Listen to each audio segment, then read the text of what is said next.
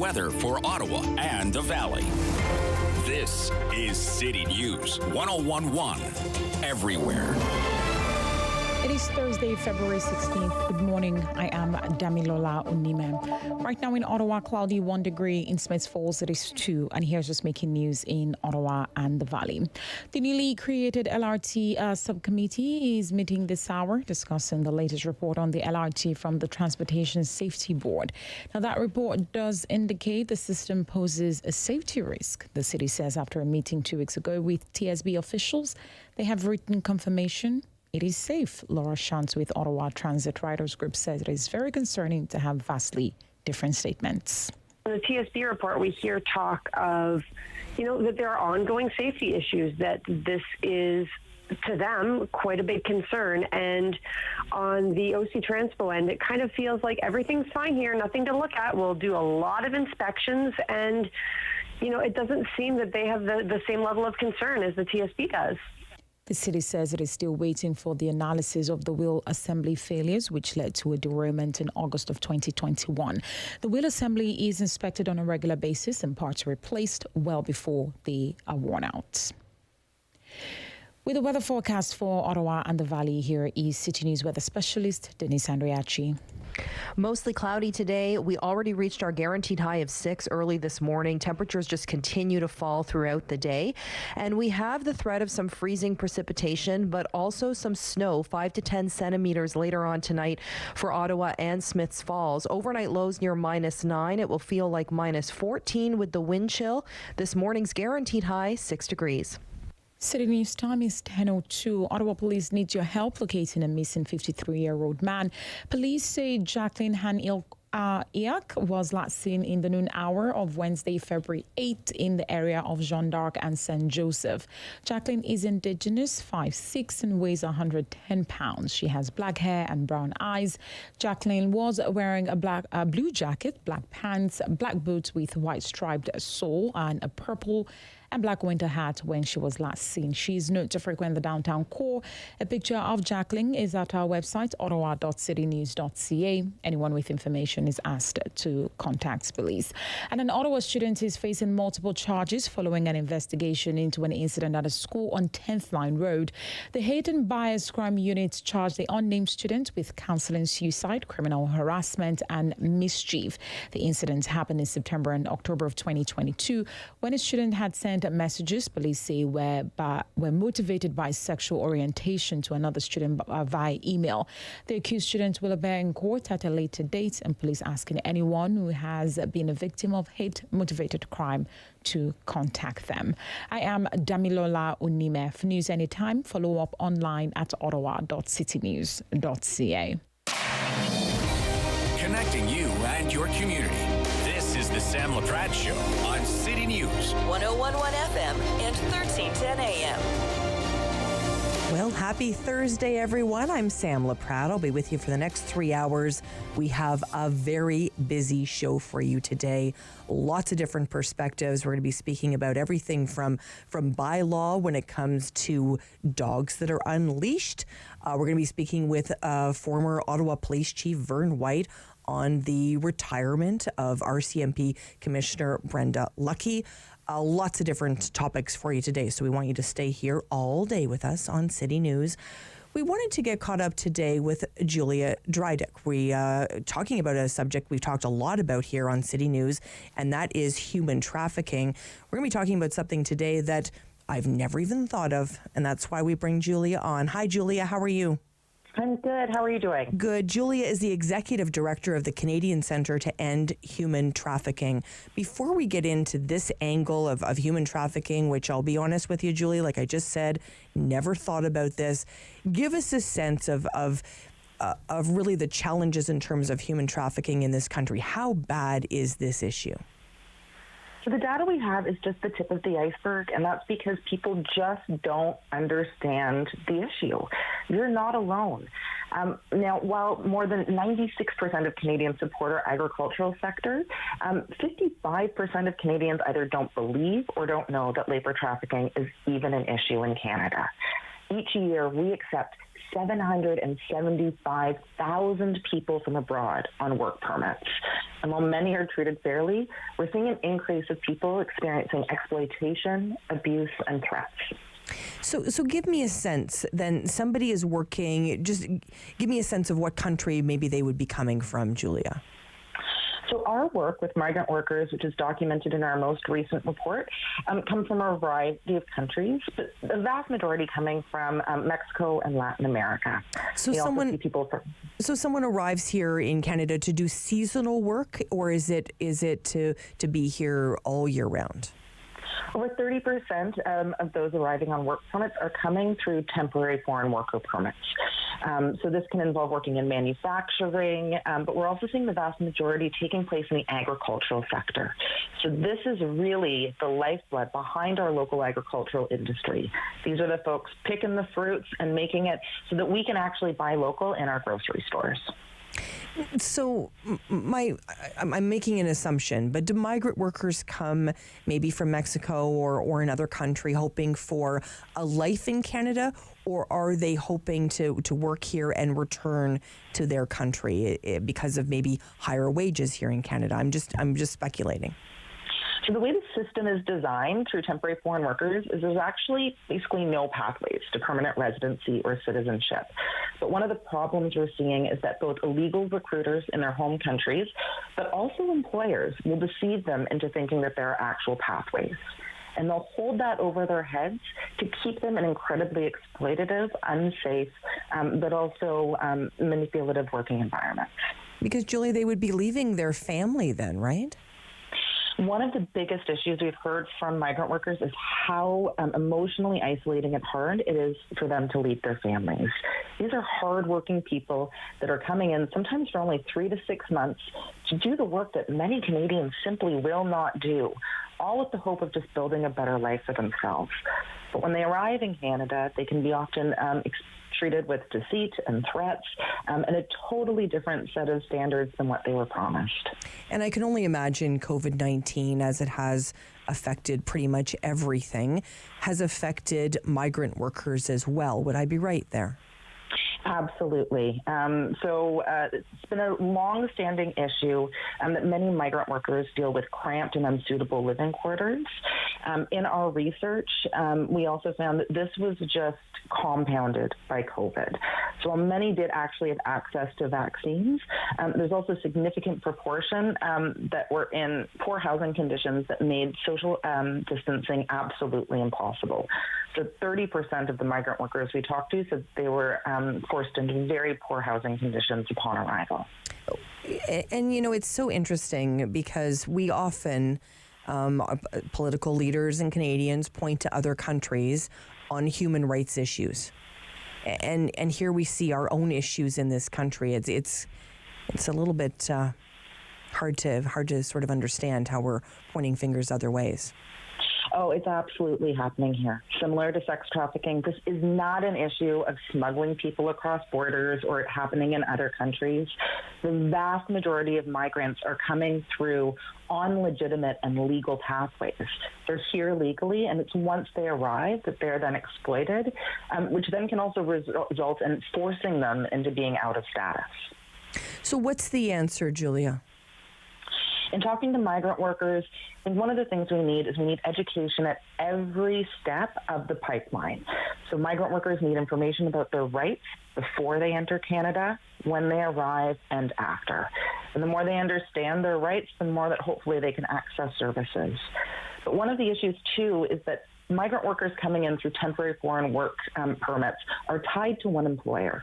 So that means that if they leave that employer, they lose their status and they might have to go home. So think about it from our perspective. If I'd gotten a job and all of a sudden they were confiscating my pay, you know, physically threatening or abusing me, I would report it to the police and I would leave.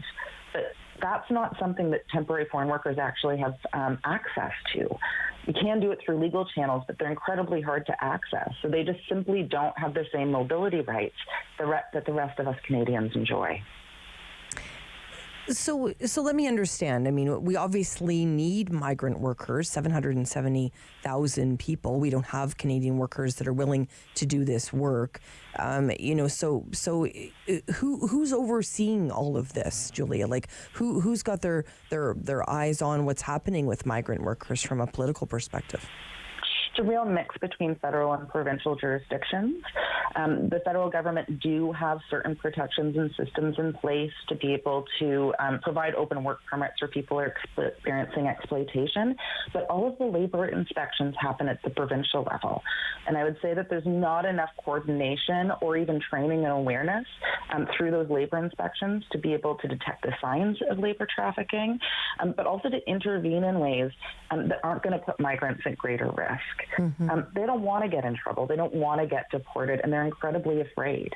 And so we need to make sure that we also have the right firewalls in place so that we're getting them access to support their human rights before necessarily calling in CBSA or looking at deportation measures.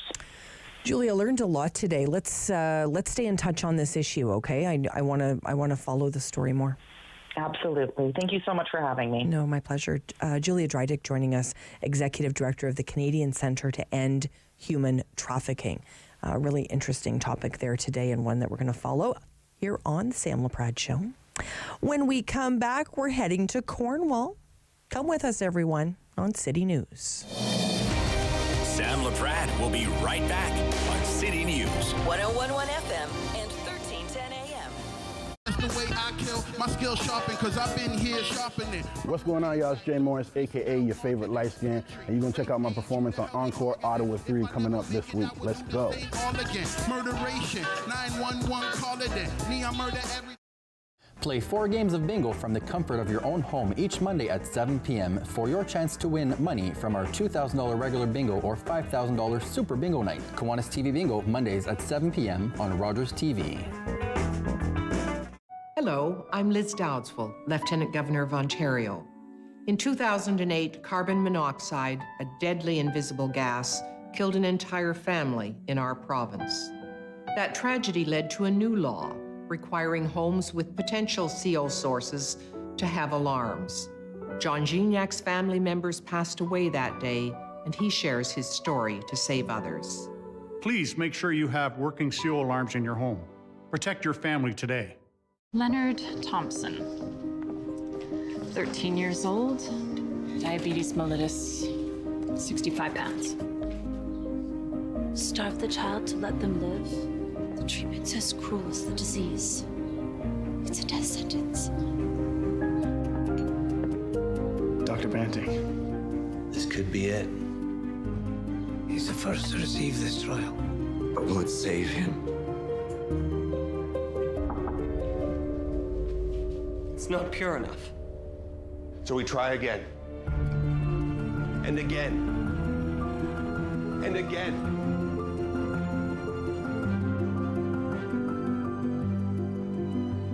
Before the discovery of insulin, diabetes was a death sentence. Banting, Best, Collop, and MacLeod's breakthrough has saved millions of lives. Leonard Thompson's was the first.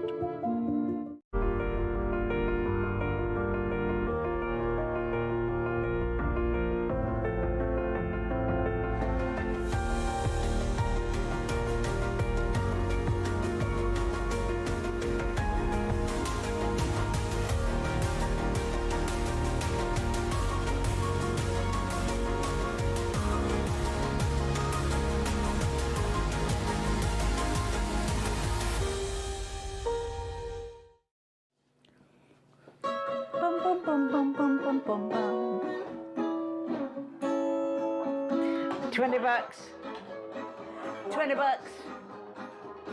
We're on the line for $20. This week on Simply Cooking by Chef, simple salads that will last all week in the fridge, give you a burst of flavor, and will please a big crowd.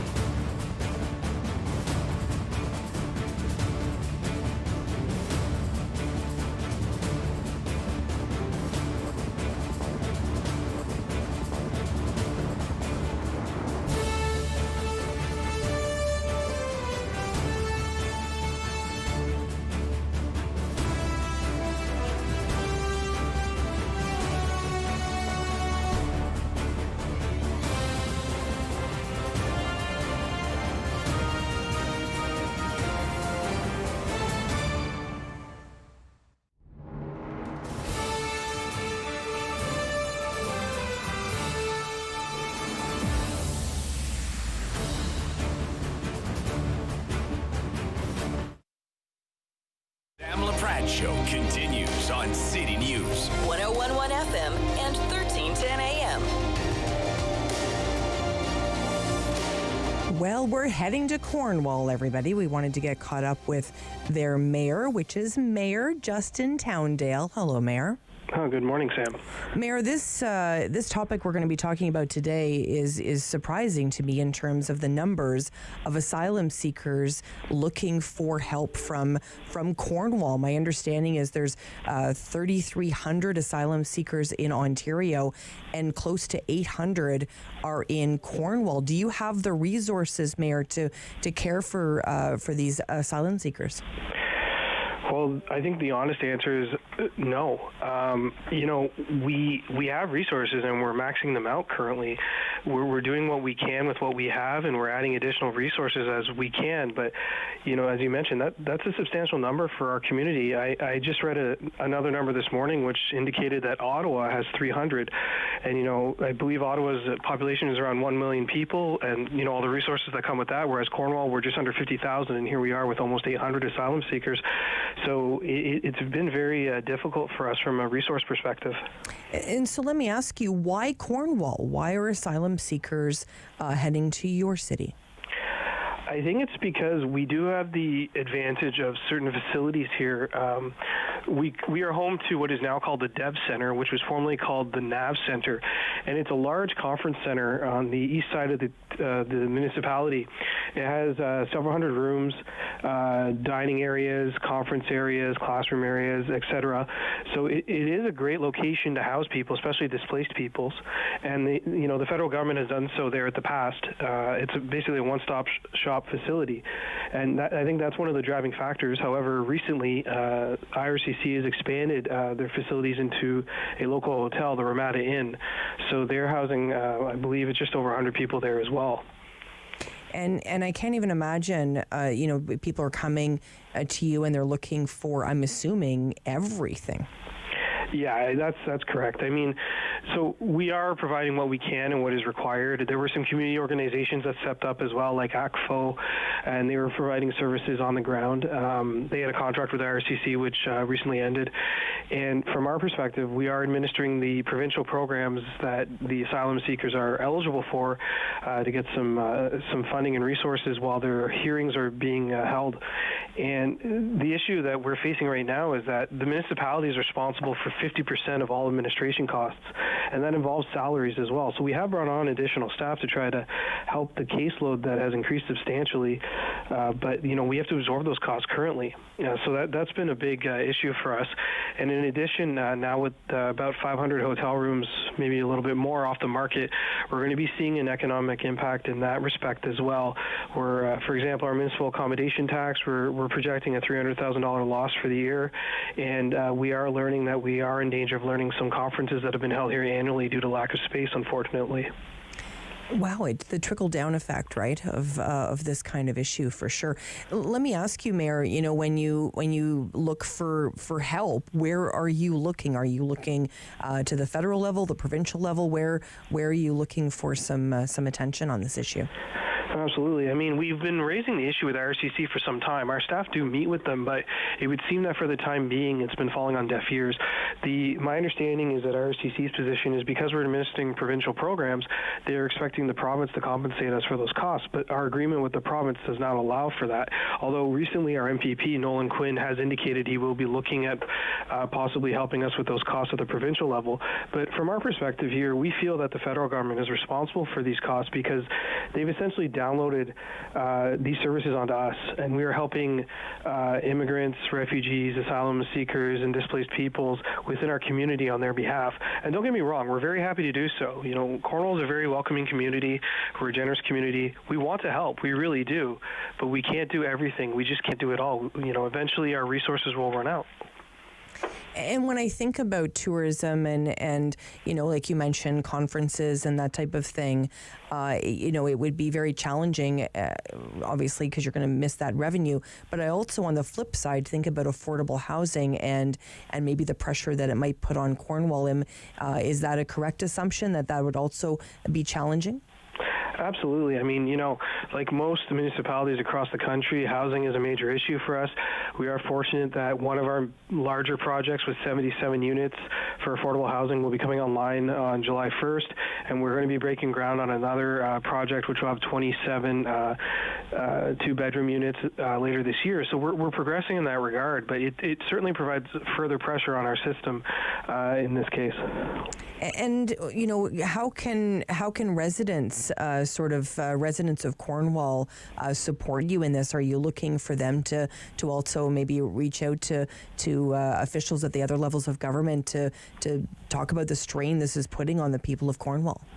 Well, I mean, it never hurts, because one of the other sides of this is the amount of misinformation that's in our community. And we've been calling on our IRCC to have better communication, not just with us as a municipality, but our residents as well. When the contract was signed with Ramada Inn, there were a couple of things that happened in quick succession there. The former owner sold to a new hotel group, and they accepted a contract rather quickly. And it created rumors in the community that it was the city that had bought the hotel or that we were paying for the rooms.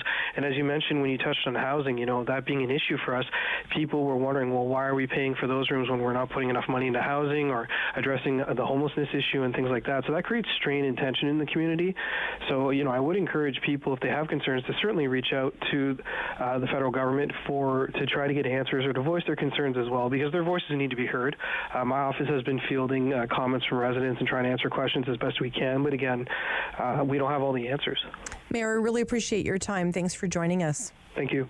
Cornwall Mayor Justin Towndale joining us today. Just to run those numbers by you again, 3,300 asylum seekers in Ontario, just under 800 in the small community of Cornwall, which is about 50,000 residents. So certainly an important topic there. We wanted to spend some time today with Melanie Bro. Hi, Melanie. Hi, how are you today? Good. Melanie, of course, is from Canadian Heritage, has the best job ever. Fun job. A little complicated these days, though. A little complicated. So let's talk a little bit about the complications. Melanie, you and your team work so hard to lead up to Winterlude. Tell us what it's been like the last couple of weeks. Yeah, so Winterlude, of course, runs from February 3rd right through to the 20th. So it includes the Family Day on Monday for those that live in Ontario. And it's the 45th edition this year. But as we were just saying, it's been a little bit complicated. Mother Nature has been giving us some unseasonably warm weather, although we did get a little bit of a variety with an unseasonably cold front that came in during the opening weekend. But that said, we are about to start our last and final weekend of Winterlude with the theme of family. So lots of different family activities that'll be happening in the National Capital Region this weekend. I'd like to think Mother Nature just has a bit of a sense of humor. Yeah, me too. Yeah, we'll take that take on it. It makes the day go easier, Melanie. Sure. So when I think about family weekend, obviously, we there's lots to take part in. I think people, maybe think that everything sort of goes to waste when the weather isn't cooperating, but it's just not true. That's true. So, we have lots of activities that are still happening this weekend, whether it's at Spark Street. We're going to have lots of DJs and we'll have some karaoke. We're going to continue to have live ice carving demos. So it's a great opportunity to bring your family and walk down Spark Street. Lots to hear, see, and do. Byward Market also has lots happening this weekend as well. I know they have some concerts that are happening at the Rainbow that's hosted by the Ice Dragon Boat folks. There's also the Akora Village bed race that's going to be happening on Saturday from 12 to 2, and that's a Kiwanis Club of Ottawa fundraising initiative. And they also have lots of live music and DJs that'll be performing throughout the Byward Market this weekend as well. And where are they going to race the beds, Melanie?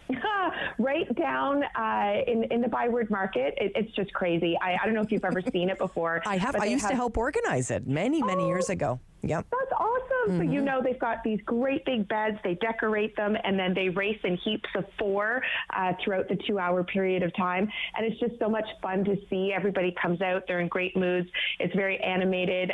It's hilarious. It's such a great opportunity to come out and really have some fun outside.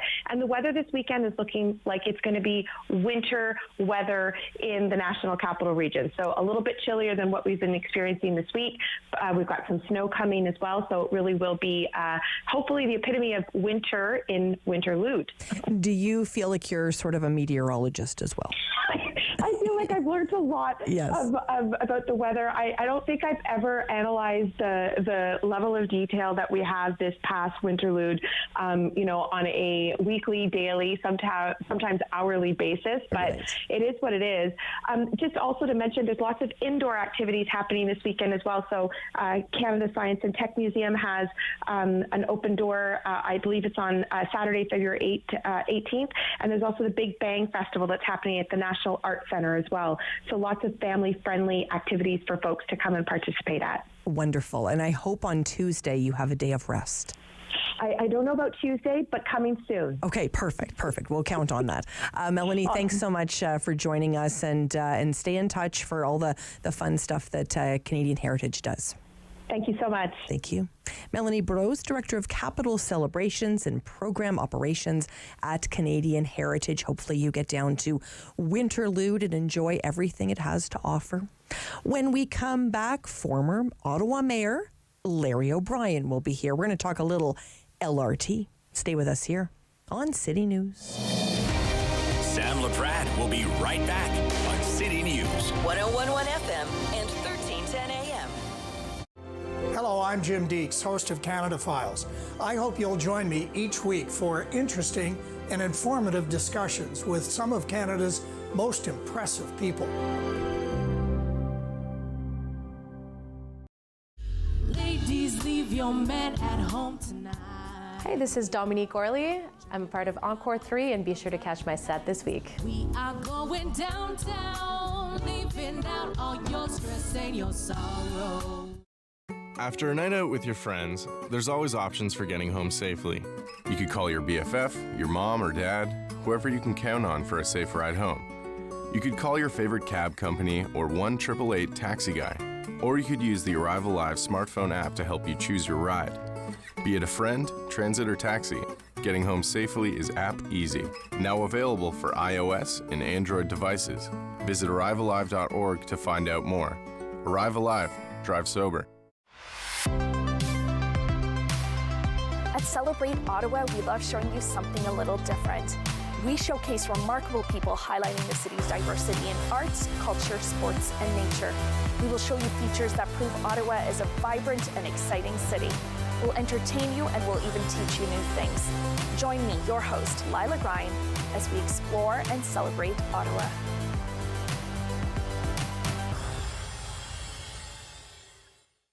Join me for Season 3 of Paula Roy's Favorite Foods.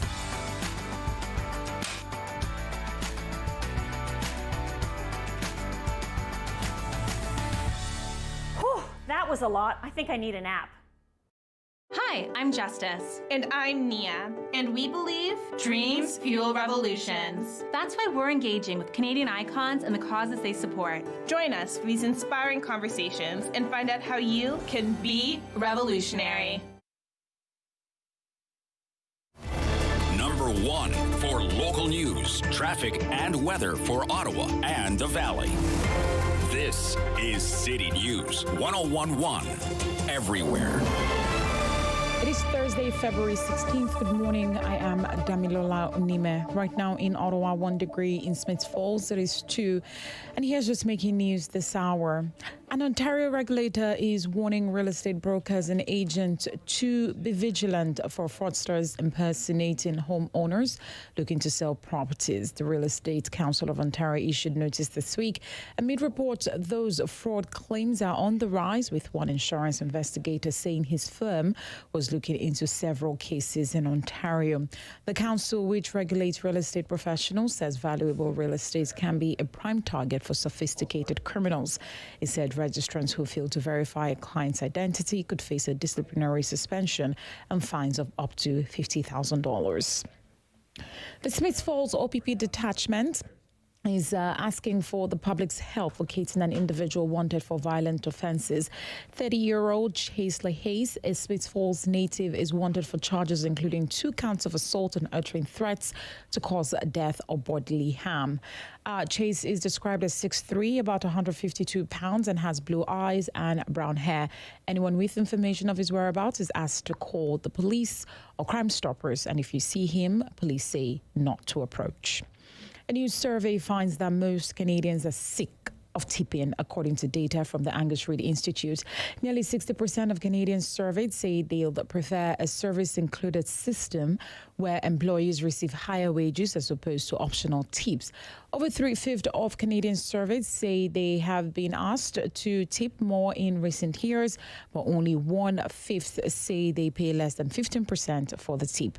The study also found that 86% of Canadians surveyed believe the current tipping system allows employers to underpay their staff. City News time is 10:31. I am Damilola Onime. For news anytime, follow up online at ottawa.citynews.ca. The Sam Laprad Show continues on City News. 101.1 FM and 1310 AM. And we're back on City News. Thank you so much for being with us. Larry O'Brien is joining us right now, former Ottawa Mayor. Hello, Larry. Good morning, Sam, and it's always nice to be on the CBC of the BBC of local news. Thank you. You people are international and always right on the mark. I appreciate it very much, nice Larry. To be part of your show. We're happy that you're here, and let's talk a little LRT. When you think back, Larry, to your days as mayor and the LRT, what was your dream for the LRT? Well, I'd first like to start by saying that my dream has now turned into a nightmare, and that nightmare, I would love for you to be on the show one day with Jim Watson, but I suspect he wouldn't want to get on the show to talk about these terrible things that have happened. I'm happy to make the invitation, Larry. I can't speak for Jim, but we're happy to ask for sure. That would be wonderful to get him on, because really he's the one who should be answering a lot of the questions as to how they took a wonderful idea, which was supposed to reliably bring people in a more efficient manner from all over the city down to work in various parts of the city. That dream, that wonderful concept that we all rallied behind back in 2006, 2007, 2008. Took a lot of time and energy, a lot of political will on behalf of the council at the time, to create something that would make this city a leader in the country. Now we're a leader, all right, but we're a leader at being laughed at for incompetence and micromanaging a wonderful project that has turned into a total technical, and I'll rephrase that, now it's a technical disaster. It's gone long past being a political disaster. That train left, so to speak. So the political disaster is clear, but now we have to, now we have this technical monster sitting in our doorstep, and nobody knows right now if there's a solution to this problem. So the original dream was wonderful, but like any great dream, the implementation process, the cost savings, the cost cutting, destroyed it. And it's one of the saddest things I think that's ever happened to this city. And likely through a series of issues that were errors of incompetence, errors of just not knowing at the political level of the impact of them trying to cut 100,000 here, 1 million there, 500,000 there, and now the poor citizens of Ottawa are left with this lemon. And the dream was good. The implementation was terrible, and now we have to figure out what to do to go forward. And Larry, let me ask you, I mean, we know that LRT report did point a lot of fingers. We know that, obviously there's still all of those recommendations, and we're always looking at City Hall to see, how they're moving forward. That subcommittee, that LRT subcommittee, of course, meeting today, what are you hoping comes out of that? Like, do you think there's any hope for the future, or have you given up on it, Larry? There is hope, but it's not a political hope. This is no longer politicians getting together and discussing what to do. Right now, the only thing that they can do is try and find the best engineers in the world, literally. And if you find them and you can convince Siemens and you convince other major rail engineering companies who are actually experts at building rolling stock to come in and say, these are the problems, and ask them the question, is there an engineering solution to this? Because until they do that, until they bring in the best engineers from around the world to try and evaluate whether this is salvageable, no amount of puffery at the political level is going to give this city an answer. So these people can chat all day at one of their subcommittee meetings, but unless they've ordered the best, and I really do mean the best, to come into the city and study it and evaluate the problems. Until they do that, there's no solution that's likely ever going to make me happy, because they're the ones that, I put myself in that category as a former politician. We are not qualified to find a solution. We need someone we need a group, a company, an engineering organization that's capable of doing it, to come in and find that solution if there is one. And do you think that's actually one of the big challenges, Larry, is you do ask sort of, people that are elected, to sort of oversee these monstrosity projects and then, make decisions about when it's going to run and when it's going to be launched and all of that. Do you think that's one of the big challenges? Because, I think back to, to John Manconi. General Manager John Manconi wanted to send that memo. He was told, don't send the memo. There's somebody that obviously was looking out for the whole system, but political pressure made the memo John was be obsolete for the citizens. Sam, again, you're prescient in your views.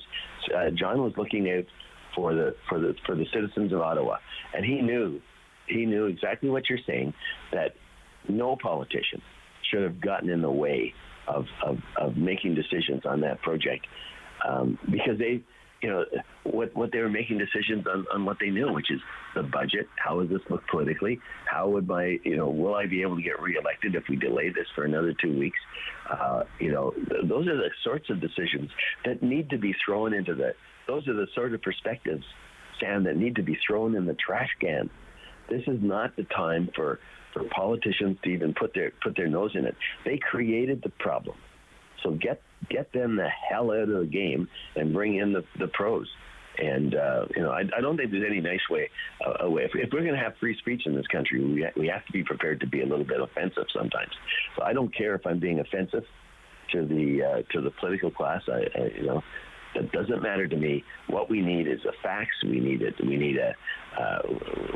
people with a competent skill sets. As you said, this is not a place for rank amateurs who think they know how to play with an HO toy gauge toy set.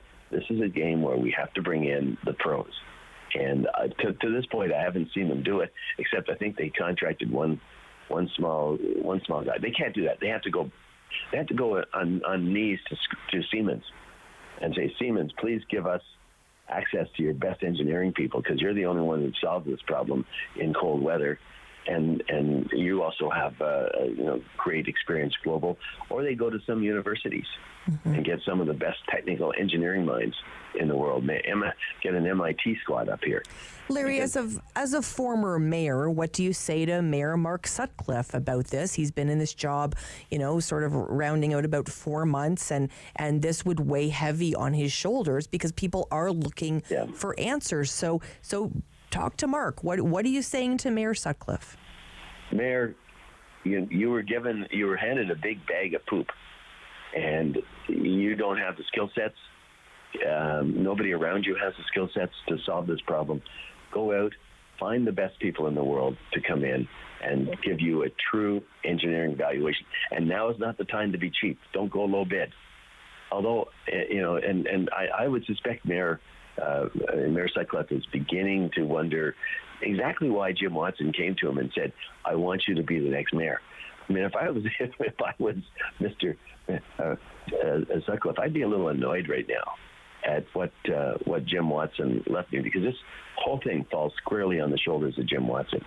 And when I was thinking about this this morning, I said, if he ever gets to the point that he's running for any other political office, I will garner all my money and energy and whatever to make sure that the whole world knows what happens when someone who has an ego larger than the capabilities starts getting involved in making decisions. So I feel sorry for Mark. He's a solid guy, but go out and find the pros and bring them to the city, and don't rely on your internal people anymore. Get outside, independent, nonpartisan advice, and go from. Thank you for that. And when we've spoke before about the LRT and about your time as mayor, I asked you very candidly, do you have any regrets, Larry? And you've shared some regrets. As this program and this project keeps going, do you see yourself in this dilemma at all? Is there a place where we sort of say, well, maybe Larry should have done something differently there? Well, what we did was basically leave the city with a concept, and the concept was good. What should I have done differently? I should have beat Jim Watson in the 2010 election, and then we wouldn't have had this problem, because I would not have made any of these rookie business mistakes that Jim Watson made. He made rookie management decision mistakes. I've had 40 years in management. I never would have taken an alpha version of a train set. I never would have done any of the things that he did. And I certainly wouldn't have cost corners, because I'm the one who canceled the previous system that was going to go for about $1 billion and said, no, we have to make this better. This is not going to work. So I would not have taken my foot off the accelerator. So if I made a mistake, it was not being a good enough politician to beat Jim Watson. So I'll take that one on I was up against one of the apparent best politicians in the city, but that's what all he is, was a best politician, a great politician. But in terms of running anything, managing anything, doing anything that was going to have a long-term value to our city, besides showing up at cookie sales, he couldn't do it. And so I feel sad that I was not able to garner the support. I was not able to win the election in 2010. And I can assure you, I think in the bottom of my heart, that we would not be facing these problems today. Do you worry about the safety at all of the LRT, Larry? Of course I do. There's no, the report that just came out a couple of days ago said that none of these safety issues have really been addressed yet. And they've slowed down the train at certain points, and they've done a few things. But they may need brand new rolling stock. They may need to re-engineer the route a bit. I mean, there's some big issues here, and I would be, I would be hesitant to ride on the system right now. Really? Yep. So we won't find Larry O'Brien riding the LRT. I did ride it a bunch at the beginning, but just because it was kind of a fun, a new experience. Remember, I was born in this born in this city, and I've always liked and enjoyed every part of Ottawa. It's a wonderful, wonderful city. But eventually the shine has come off this particular system. So, Larry, I appreciate you. Sorry, go ahead. Finish your thought. No. I sort of laid it all out here to you, Sam, and I apologize for being so, intense on this topic, because I like to laugh more than I like to be intense. But I think this is one time when we just have to call it as it is. And the city's got a lemon. There's no easy way out, but we need but we don't we don't need the politicians choosing the way out. We need some engineering advice. I appreciate the candor, Larry. You can never, don't be shy here ever on City News with me, my friend. You know me well enough, Sam. Exactly. Exactly. That's why I'm like, oh, go for it, Larry. I mean, I do think that these conversations are important because we can't come down with all these recommendations and they sit on a shelf. And no disrespect to council who's working through them, but I think the residents do want to see, okay, which ones have we checked off today, right?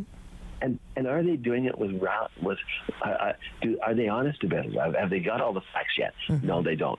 Are they thinking long term? I doubt they're thinking past the next election. Are they trying to add value to the citizens of Ottawa? Well, I think they're trying. I don't think we've seen that yet, because if they were trying to add value to the citizens of Ottawa, they would have shot off an emergency flare saying, we need help from the best minds in the world to try and solve this problem. And are they being prudent? Well, we'll see. I have some faith in Mayor Sutcliffe that he's a prudent man, and I hope by now that he's come to the conclusion that maybe the people that helped him put him in this job, maybe they weren't really his total best friends, and he's got to now make some of his own big boy decisions as to how to go forward. Appreciate your time always. Larry O'Brien joining us, former Ottawa mayor, talking about the LRT. When we come back, Katie Burkholder-Harris is going to join us. She's the Executive Director of Alliance to End Homelessness. We're going to be talking about affordable housing. Stay with us on City News. Sam Laprade will be right back on City News. 101.1 FM and 1310 AM. That's the way I kill my skill sharpen, because I've been here sharpening. What's going on, y'all? It's Jay Morris, a.k.a. your favorite light skin, and you're going to check out my performance on Encore Ottawa 3 coming up this week. Let's go. All again, murderation, 911, call it in. Neon murder every... Play 4 games of bingo from the comfort of your own home each Monday at 7 p.m. for your chance to win money from our $2,000 regular bingo or $5,000 super bingo night. Kiwanis TV Bingo, Mondays at 7 p.m. on Rogers TV. We can be hurt. We can be bruised. We can be broken. Slowed down, confused, and even numbed. But we can't be defeated. We're built on a foundation that's strong, our mission unwavering, and together we'll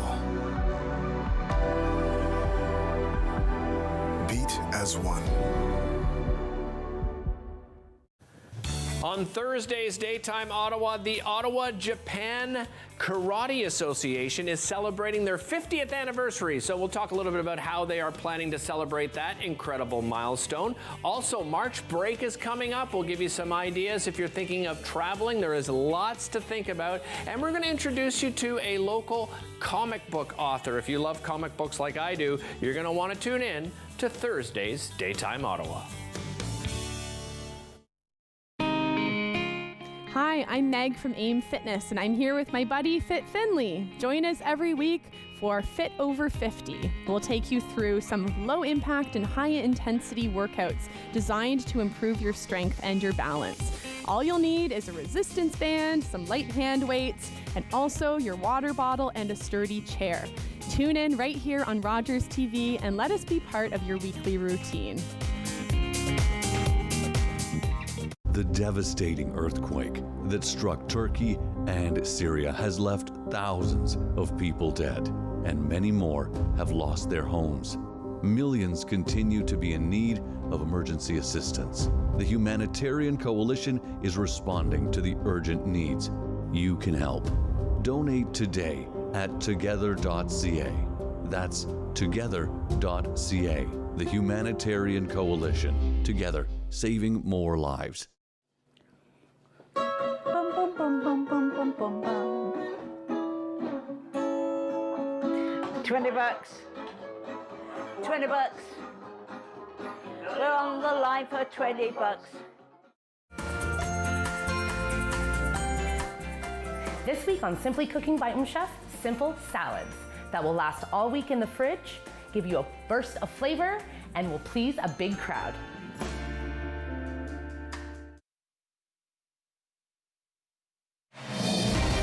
The Sam Laprade Show continues on City News. 101.1 FM and 1310 AM.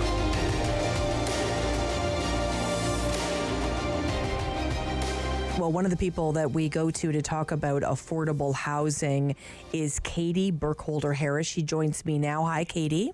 Hi, Sam. How are you? Always a pleasure to speak with you. Executive Director for the Alliance to End Homelessness.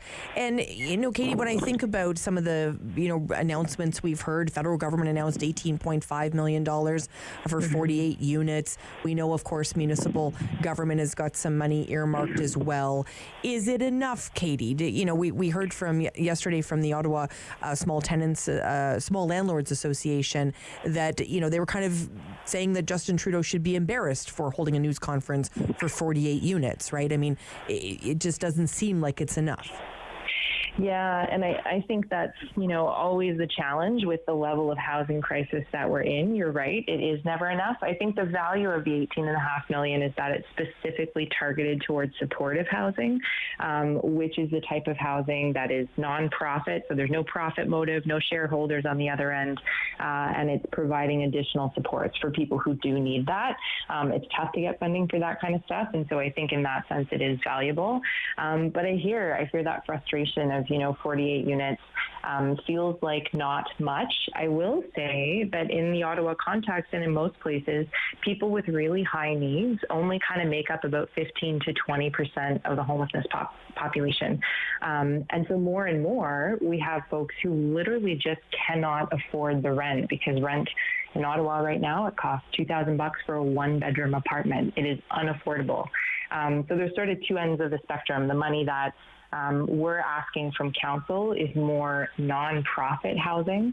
And we also know that we need, in the private market, units that people can afford. And so that looks more like regulation and things that enable people to live in a stable way.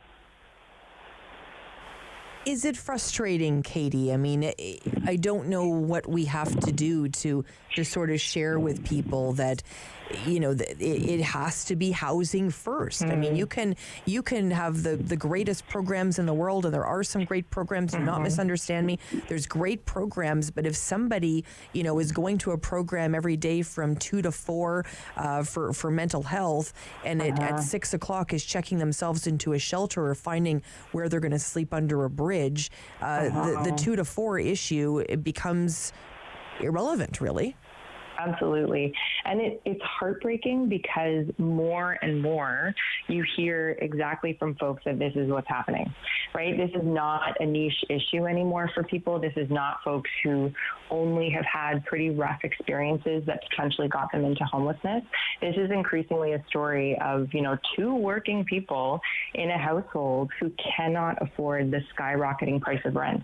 And it's because we have a rental market and a housing market that is dominated by investors. And, if 20% of our housing market is people who own multiple properties and are, profiting off of those properties, I mean, not that there's anything wrong with profiting, but we don't have any limits. And right now, the market will bear significantly expensive rents. And as long as that's the case, we're not going to be able to, ensure that people have the human right to housing. And that's why we've been pushing so hard for nonprofit housing. In Canada, I think this is the thing. It's not like we don't know what to do. We've actually done this before. In the 60s and 70s, we built 20,000 nonprofit units a year. It was intentional rental construction, and we didn't have homelessness, and we didn't have a housing crisis. As soon as we stopped investing in that way, we created a housing crisis. So I think it's so important for people to know that history, because it did not always look like this. It does not always have to look like this. So we have to be smarter about our policies.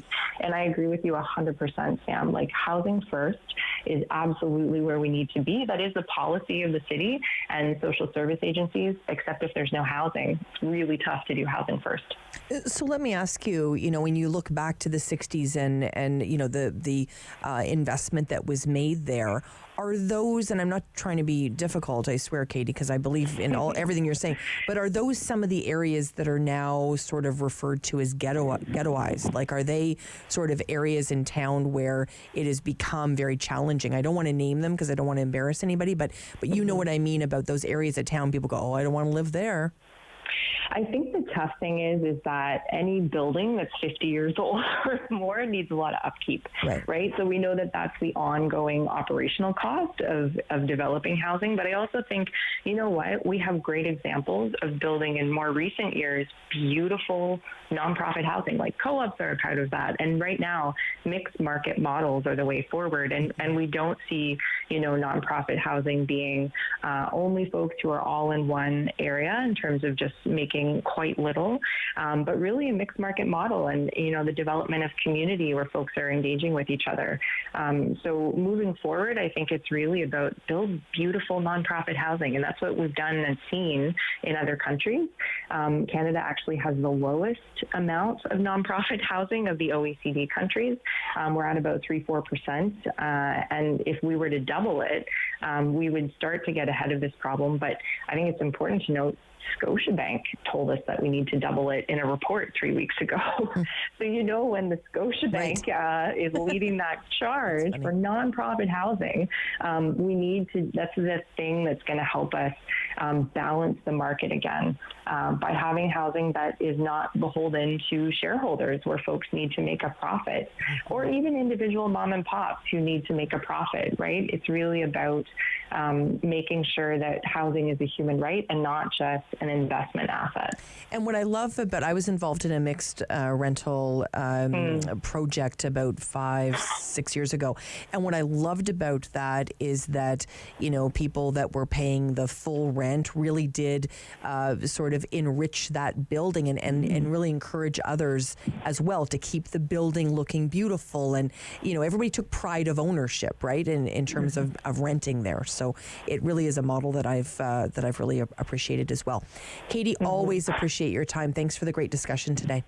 You too, Sam. Take care. Katie Burkholder-Harris, Executive Director, Alliance to End Homelessness. Katie certainly knows her stuff. We appreciate it very much. Well, we're going to talk a little skiing when we get back. Judd Rasmussen's going to join us for the Vorlage Race Club. We're looking to win $100,000, and, well, you might be able to help. Stay with us here on City News. Sam Laprade will be right back on City News. 101.1 FM and 1310 AM. Hello, I'm Jim Deeks, host of Canada Files. I hope you'll join me each week for interesting and informative discussions with some of Canada's most impressive people. Ladies, leave your man at home tonight. Hi, this is Dominique Orley. I'm part of Encore 3, and be sure to catch my set this week. We are going downtown, leaving out all your stress and your sorrow. When an impaired driver killed my brother DJ, some people used the A word. They called it an accident, but it wasn't. An accident implies that no one was at fault. But when someone impaired by alcohol and/or drugs chooses to drive, they're fully responsible for the crash that can result. So please, for the memory of my brother DJ and the thousands of families whose lives have been shattered by impaired drivers, let's drop the A word. A crash caused by impaired driving is not an accident. Hey folks, it's me, Giovanni Patini, the host of the RTV quiz show, the hottest show on television. It's the hilarious quiz show where you, the viewers, play for valuable non-existent prizes. It's got great trivia, fun facts, and a lot of laughs, all blended together in a perfect cocktail of edutainment. So join us Wednesdays at 7:30 right here on Rogers TV. Nice. Join me for Season 3 of Paula Roy's Favorite Foods.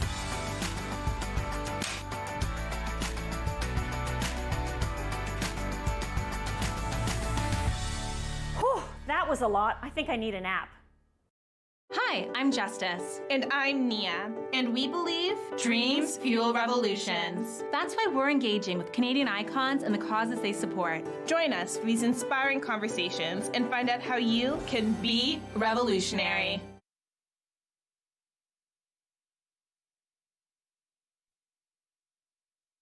Is City News. CIWW 1310 AM in Ottawa. And CJET 101.1 FM in Smiths Falls and the Valley. Number 1 for local news, traffic, and weather for Ottawa and the Valley. This is City News 1011 everywhere. It is Thursday, February 16th. Good morning. I am Damilola Unime. Right now in Ottawa, mostly cloudy, 1 degree. In Smiths Falls, it is 2. And here's what's making news in Ottawa and the Valley.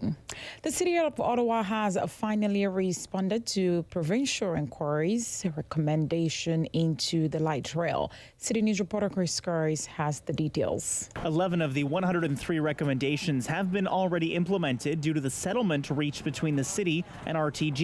We're working to reinforce a collaborative relationship with RTG in line with the recommendations from the public inquiry. And as I mentioned, we're exercising oversight to ensure that RTG is addressing the recommendations that fall within their areas of operations. And finally, we're addressing the recommendations that target specific rail operational issues ourselves. Bart Cormie is the manager of Transit Services, Business and Technical Support Services team. They manage the response to the inquiry from OC Transpo and says the city is updating their policies, creating tools to ensure best practices are incorporated into future projects like Stage 2. Commissioner Justice William Horrigan released a scathing report with over 100 recommendations at the end of November after repeated failures on the light rail system. Chris Curry, City News. With the weather forecast for Ottawa and the Valley, here is City News weather specialist Denise Andriachi. Mostly cloudy this afternoon. We have the threat of freezing rain moving in this evening, but also snow that lasts through the overnight, up to 10 centimeters for Ottawa and Smiths Falls. So we started off the week feeling more like spring, but we're going to wrap it up with a reminder that it is still February. Mostly cloudy with sunny breaks tomorrow. Scattered flurries, highs only near -6. We're down to -15 in Ottawa Friday night. Overnight tonight, -9. City News time 11:02. A funeral will be held today for one of the 2 young children killed when a city bus crashed into a daycare center last week in Laval, Quebec. The funeral service for 4.5-year-old Jacob Gauthier will take place at the St. Rose de Lima Church, 2 kilometers from the site of last week's tragedy. The alleged bus attack left 2 children dead and sent 6 others to hospital. Police have alleged the crash was deliberate. Pierre Ni Saint-Amand, a 51-year-old driver with the Laval Transit Corporation, was arrested at the chaotic scene, and police later laid 9 charges, including 2 counts of first-degree murder. Funeral details for the second child, a little girl, have not yet been announced. Karen Rebo, The Canadian Press. City News time 11:03. A student is facing several charges after the police hate and bias crime unit investigated a school incident last October. That was reported from a school on 10th Line Road. Email messages were sent to a student in September and October that were, in police words, motivated by sexual orientation. The student, who cannot be named under the Youth Criminal Justice Act, is charged with counseling suicide, criminal harassment and mischief. Police urge anyone who faces hate-motivated crimes to contact them.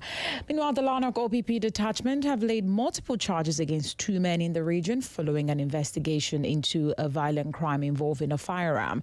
Police executed a search warrant yesterday, which resulted in the arrest of 38-year-old Dustin David Cutmore and 53-year-old Michael David Ellis. Their charges include assault and assault with a weapon, among other related charges. Now, both men have bail hearings scheduled for today in Perth. I am Damilola Unime. For news anytime, follow up online at ottawa.citynews.ca. The Sam Laprad Show continues on City News 1011 FM and 1310 AM. Okay, we're going to talk a little skiing. We're going to talk a little $100,000 with Judd Rasmussen, VP of Operations for Vorlage Race Club. Hi, Judd. Hey, Sam. How are you? Great to hear your voice today. We wanted to talk a little bit today about, well, let's first of all talk about your boys. So your boys are really into this, right? Oh, my gosh. Yes, they are. I have 3 boys, and that's how we got involved in ski racing. We just introduced them to skiing as really young kids, and they saw the older kids in their fancy red jackets flying by, and they said, I want to do that. So, 8 or 9 years later, here I am sitting on the board of directors and speaking to you.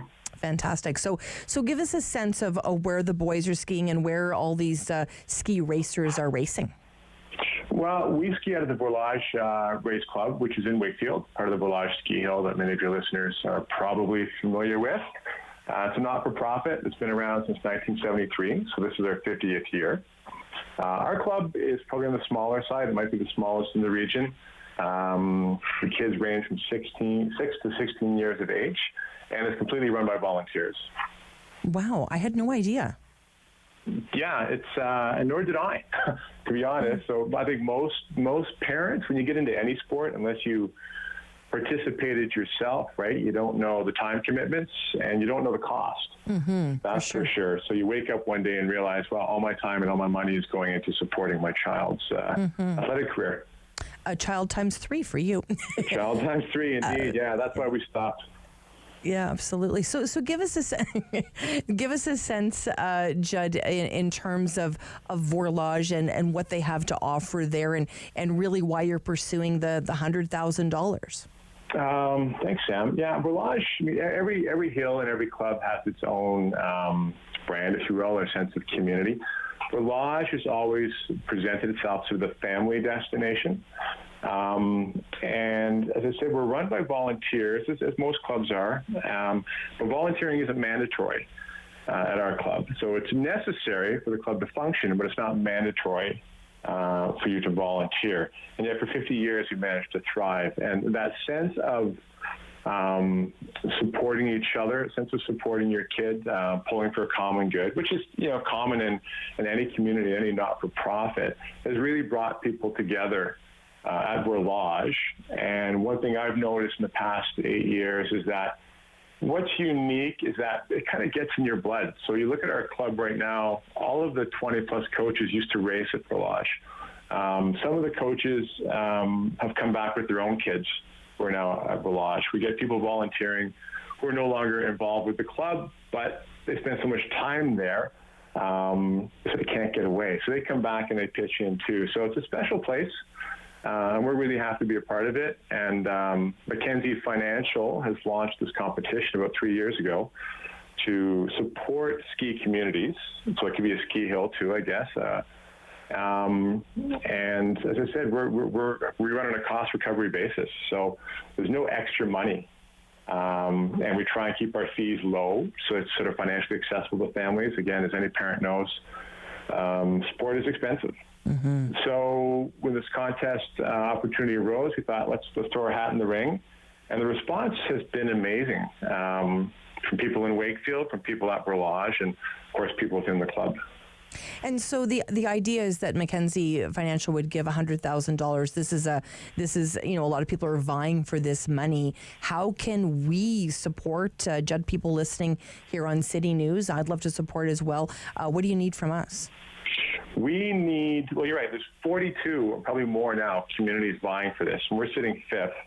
And I would guess we're probably one of the smallest, if not the smallest. There's a website, mackenzietoppeak.ca.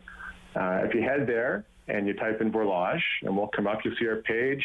One of our members created a slick little video to tell our story and give a sense of who we are, what we would use the money for.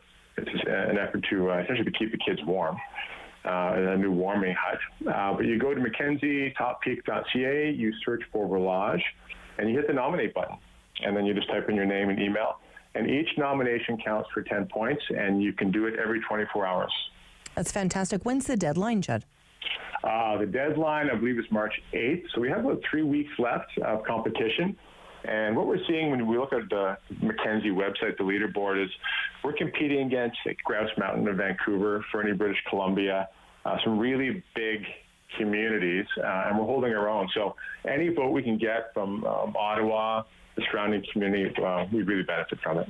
Well, that's fantastic. And what do the boys think about the initiative? The boys love it.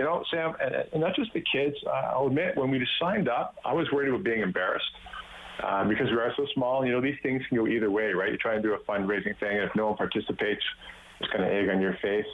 So the response, the fact that we're sitting 5th out of 42 right now, my kids are really excited. They look at that before their own ski race results every morning, so they log in. Where do we sit as a club? Where do we sit as a club?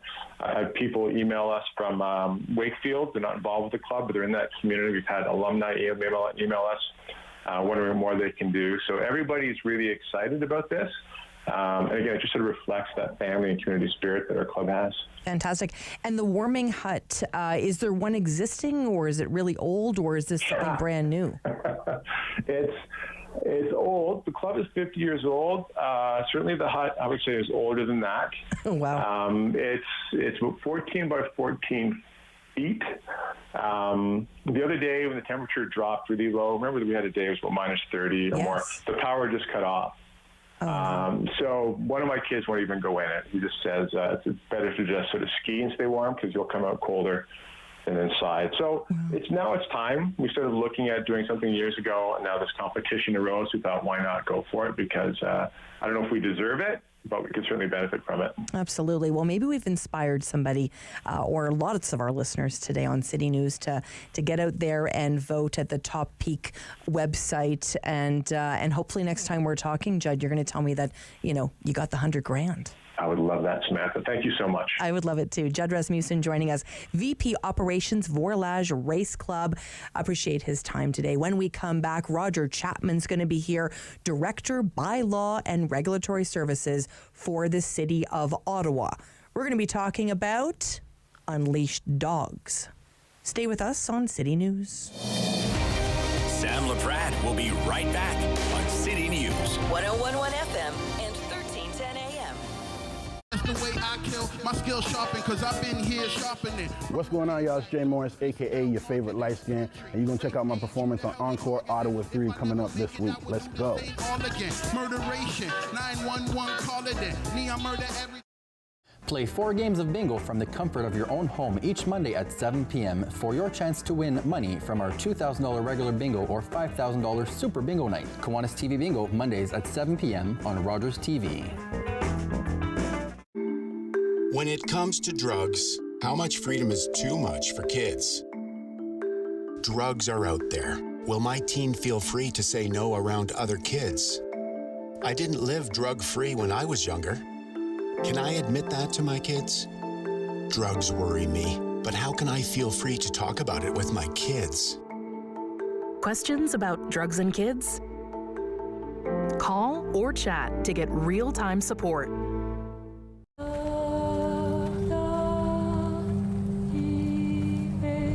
Our ancestors came here from France to build a better life. We lived here happily for generations, until the British decided they wanted our land. The men were called to a meeting and then imprisoned. They demanded we swear an oath to their king and took everything, regardless. We were forced from Acadie, the only home we knew. Mon Acadie n'existera plus.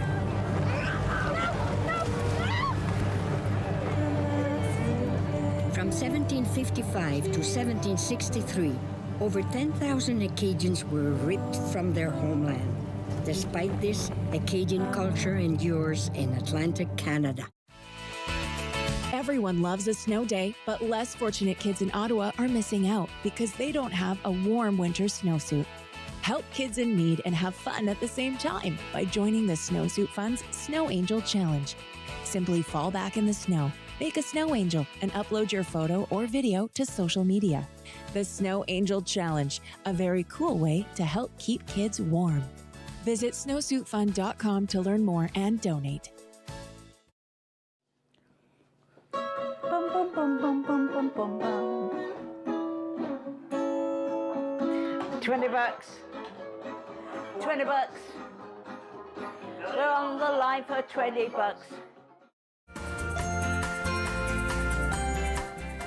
This week on Simply Cooking by Chef, simple salads that will last all week in the fridge, give you a burst of flavor, and will please a big crowd.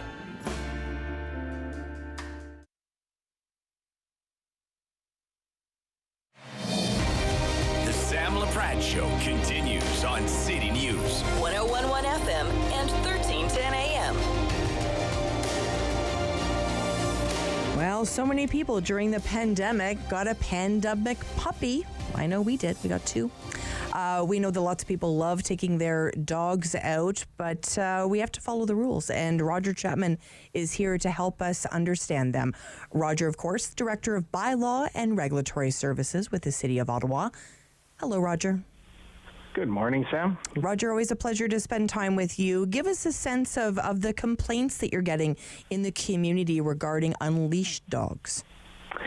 Well, I think we continue to see a bit of a rise in complaints, specifically in city parks, about people not following the rules, about when dogs need to be on leash and when they're permitted to be off leash, and also about, keeping the dogs away from play structures and such that the bylaw requires. And so what's the solution, Roger? Well, honestly, we're working on a larger strategy here. I don't think it's just about adding resources to, we need so many bylaw officers to be able to monitor parks on a regular basis. I mean, cities, I think we're over 1,700 parks now citywide, and to expect to have bylaw officers in every park at every time of the day would be near impossible. We're working on a strategy right now that'll include a larger emphasis on education and getting some information out through social media. It'll include, hopefully getting some counselors to send out some information in newsletters so that we can get information out to their communities directly. But in addition to that, some monitoring of parks, and we're looking at, maybe a slight increase in some summer students that would be able to help to do some additional park monitoring during the busy summer months, and providing some education to people as well as, checking signage and things like that in the park to make sure that, the public is being adequately warned about what the rules are, using the signage as they enter the parks. And Roger, tell us what the challenges are with unleashed dogs. I mean, I can think of a few, obviously, but give us your sense of why it's such a challenging issue. First, I'd like to say, I think, our experience is that most dog owners are very responsible, and this is a few people that, feel that it's necessary just to ignore the rules that are in the parks and let their dogs off leash, and this is usually when we get some negative interaction. So sometimes it's between people, the owners of the dogs, but it's also between the dogs themselves, and it can be a dangerous situation when you've got cyclists and pedestrians that are walking through parks and unexpectedly come across a dog that's off a leash that, in some cases they can be friendly, but in other cases they can show signs of, not being comfortable around people or other dogs. And that's usually what creates that negative interaction.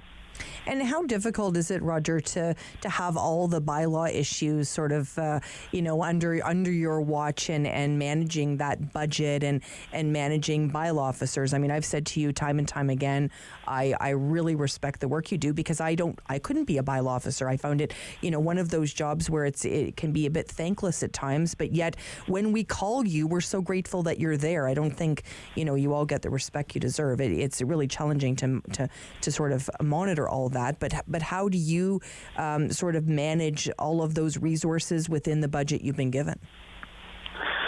Well, thank you for the kind comments. Appreciate that. And it is sometimes a difficult job, but it's something that we do with a lot of pride, and a lot of, the officers are very dedicated, and they live in these communities as well. And that they want to be able to provide, the service that's expected of us every day. And, it is a challenge. I mean, we have to be fiscally responsible, obviously, with the money that we're given. And but I will say that during the last term of council, we've been given additional officers year over year. And we feel at this point that we're adequately staffed and able to keep up with the service requests that we're getting at this point. It's we've seen about a 4-year average here, about 95,000 service requests annually. So we haven't seen a spike in service requests, in the last 4 years. So we've got to the point now where we think that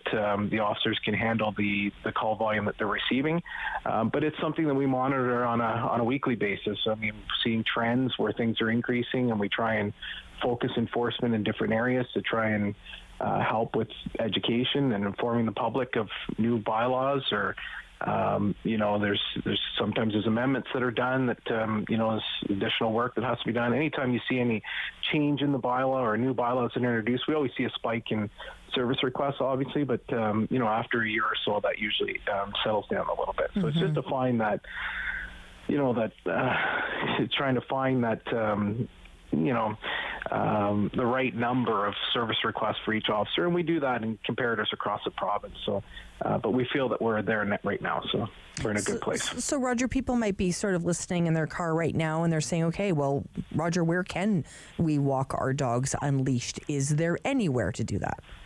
Yeah, so I would encourage everybody to visit the website. It's very clear on the website when you bring up the enter the park. It'll tell you what the designation is. So whether it's on leash, off leash, or in some cases there's a mix of both in the park. So some cases it might just be the walkway, the pathway that's required to be on leash for obvious reasons. There's you're crossing paths with other people walking dogs or cyclists and such. So, but the green space is often, if it's a large green space, it's often an off-leash area. So, if there's any specific park that people are interested in, I encourage them to go to the website at ottawa.ca and do some research to see what's permitted. In addition to that, again, the signage is very important in those parks, and when you're entering the parks, just pay attention to the sign that's there and make sure you understand where you're required to have your dog on a leash. And I know you don't want anybody, being confrontational with anyone else. If somebody was to sort of see somebody that's maybe not following the rules and maybe they've seen them time and time again not do that, are you looking for them to reach out to your team then, Roger? Yeah, I guess, through 311, they could certainly call in a complaint if they know where the person lives. If they don't, it's helpful if they call 311 and just let us know that, there's a certain park that they're seeing, that often there's people that aren't picking up after their dog, or there's dogs off leash in areas that they should be leashed. It's important that we get that information. We focus our enforcement efforts with the resources we have in the areas where we identify a problem area. So, and we do that on call history. So it's important that if residents are seeing a problem in a park, to make sure they call it in so we can get it on our list, so we can increase our presence in that area. Appreciate your time, Roger. I know you're a busy guy. Thank you. Thank you, Sam. Appreciate it. Roger Chapman joining us, Director Bylaw and Regulatory Services with the City of Ottawa. Learned a lot today. Thank you to Roger. We wanted to spend more time speaking about dogs today. We're spending some time with Charmaine Brett, Executive Director of Vets Without Borders. Hi, Charmaine. Hi, how are you? Good, Charmaine. I can imagine, we think about the work that you're doing in Turkey after that devastating earthquake that hit, and we're seeing upwards of 36,000 people have lost their lives. How are you providing service in Turkey? Yeah, our teams on the ground are providing immediate veterinary service, search and rescue operations, medical treatment to the animals that have been impacted by this devastation. We're still, to this day, finding animals alive under the rubble that our teams are digging out and able to help out with veterinary assistance. How tragic is that, eh? So many lives lost. So I would assume that there's a couple of different sort of things that have happened here, that a lot of pets have actually perished as well, but there would be pets that would be either obviously very badly injured, or maybe not injured at all, but maybe they've lost their owners. What happens with those scenarios, Charmaine? Yeah, you're so right. There's so many animals that have been injured and have lost their owners, and it's so amazing to see that the community in Turkey, there's been 2,500 families that have said that they will take earthquake animals that have been left unhomed. So really we're looking at bringing those animals from the earthquake sites up to the new homes so that they can be rehomed. But again, there's just so many animals that are injured around the site that still need veterinary assistance, and really scaling up those operations so we can meet the needs and find all the animals is key. And let me ask you, Charmaine, how do you do this work? I mean, that part of the country is just devastated. How do you have operating rooms or anything set up to do this work? Yeah, it's pretty rustic, that's for sure. So we have tents on the ground. There's not a lot of services. Our emergency advisor, I think he got his first shower today. He was able to get up and get into a hotel about 4 hours away, but you're really sleeping in tents and they're having very basic conditions, but our teams are used to it. We have clinics in Northern Canada that we operate in remote rural areas where we just go into fire stations or schoolhouses, and as long as there's running water and electricity, that they're able to provide veterinary services. Wow, that's incredible. Are you looking for help at this time? I can imagine this isn't an endeavor that requires a lot of money at this time. You would require donations, right? Yeah, exactly. We've set up a special fund for our turkey response that anyone can go see at our website, www.veterinarianswithoutborders.ca.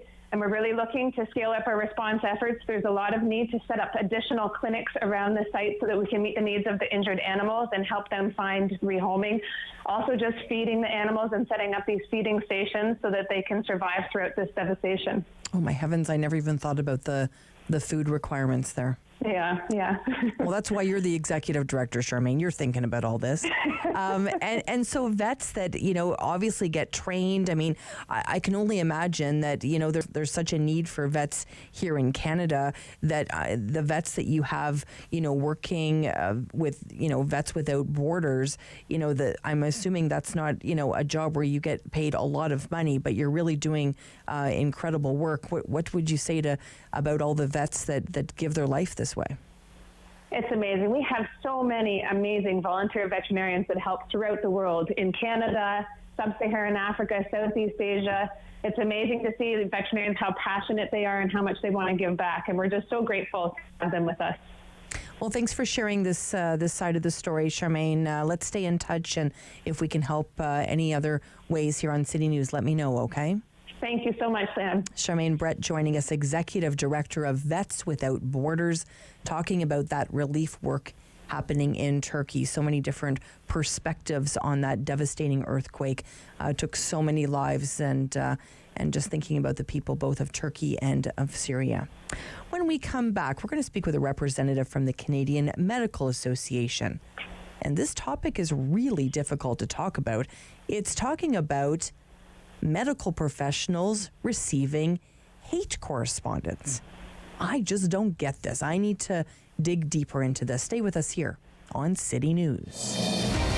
Sam Laprade will be right back on City News. 101.1 FM and 1310 AM. Hello, I'm Jim Deeks, host of Canada Files. I hope you'll join me each week for interesting and informative discussions with some of Canada's most impressive people.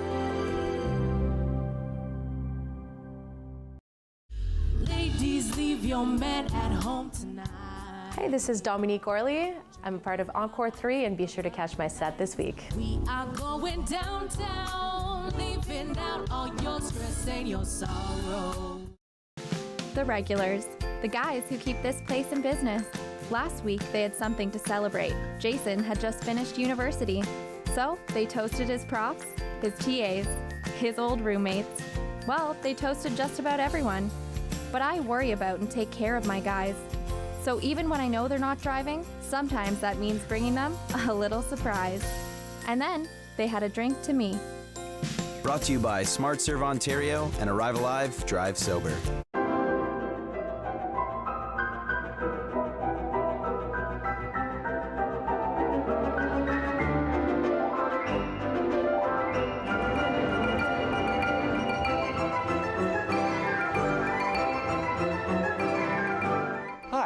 I'm Julian Armour from Music and Beyond. Join us for a new show this spring on Rogers called Music and Beyond Presents. Join me for Season 3 of Paula Roy's Favorite Foods.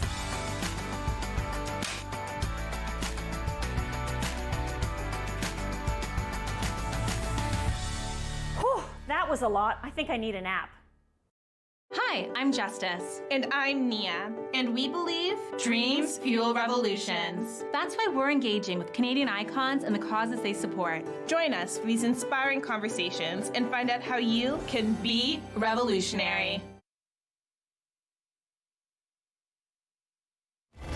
Number 1 for local news, traffic, and weather for Ottawa and the Valley.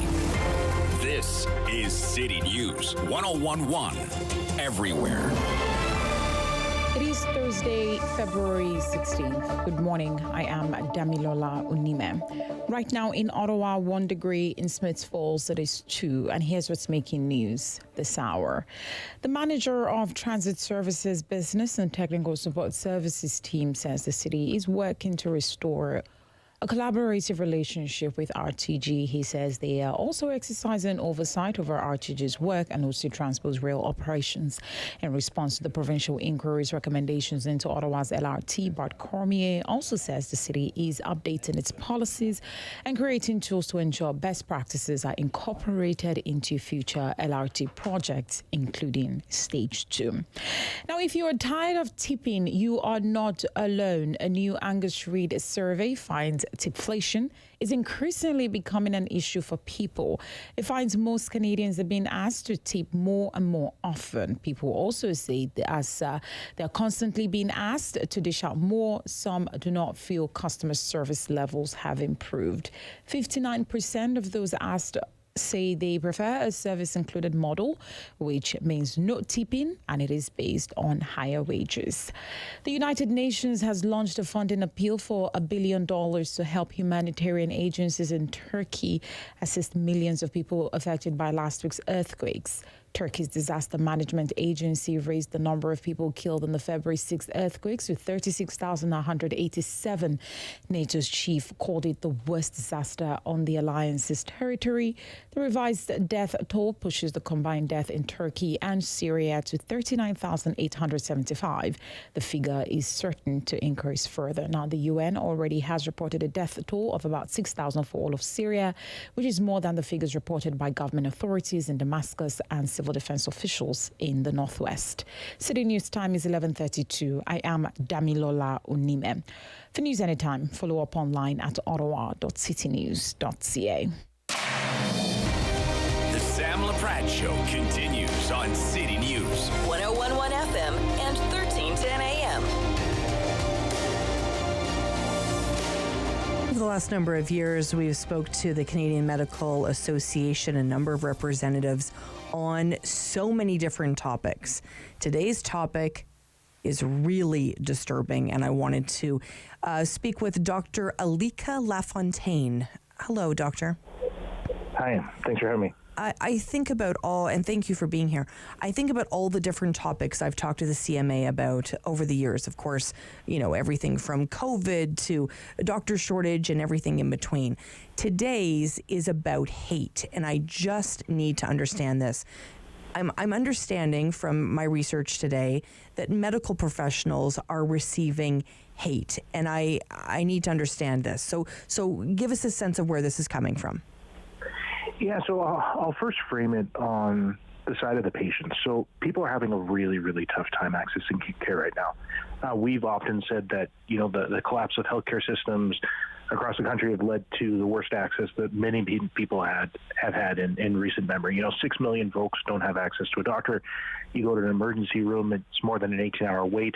No matter where you turn, it's very difficult to find someone. And then when you actually do find someone, sometimes they're so busy trying to get through patient care or other things, it's very normal to feel very frustrated after going through that experience. Now, all that being said, I think what you talk about with hate and some of the violence that we experience as healthcare professionals inside the healthcare system is underestimated. We did our 2021 National Physician Health Survey, and one of the results was very shocking. 8 in 10 physicians have experienced intimidation, bullying, harassment, and or aggressions at the workplace at some point in their career.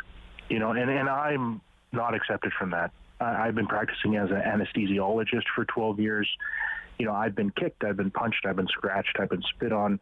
Patients have threatened to, send me complaints at the college or to challenge whether or not I can practice if they weren't 100% happy with the results of their surgery.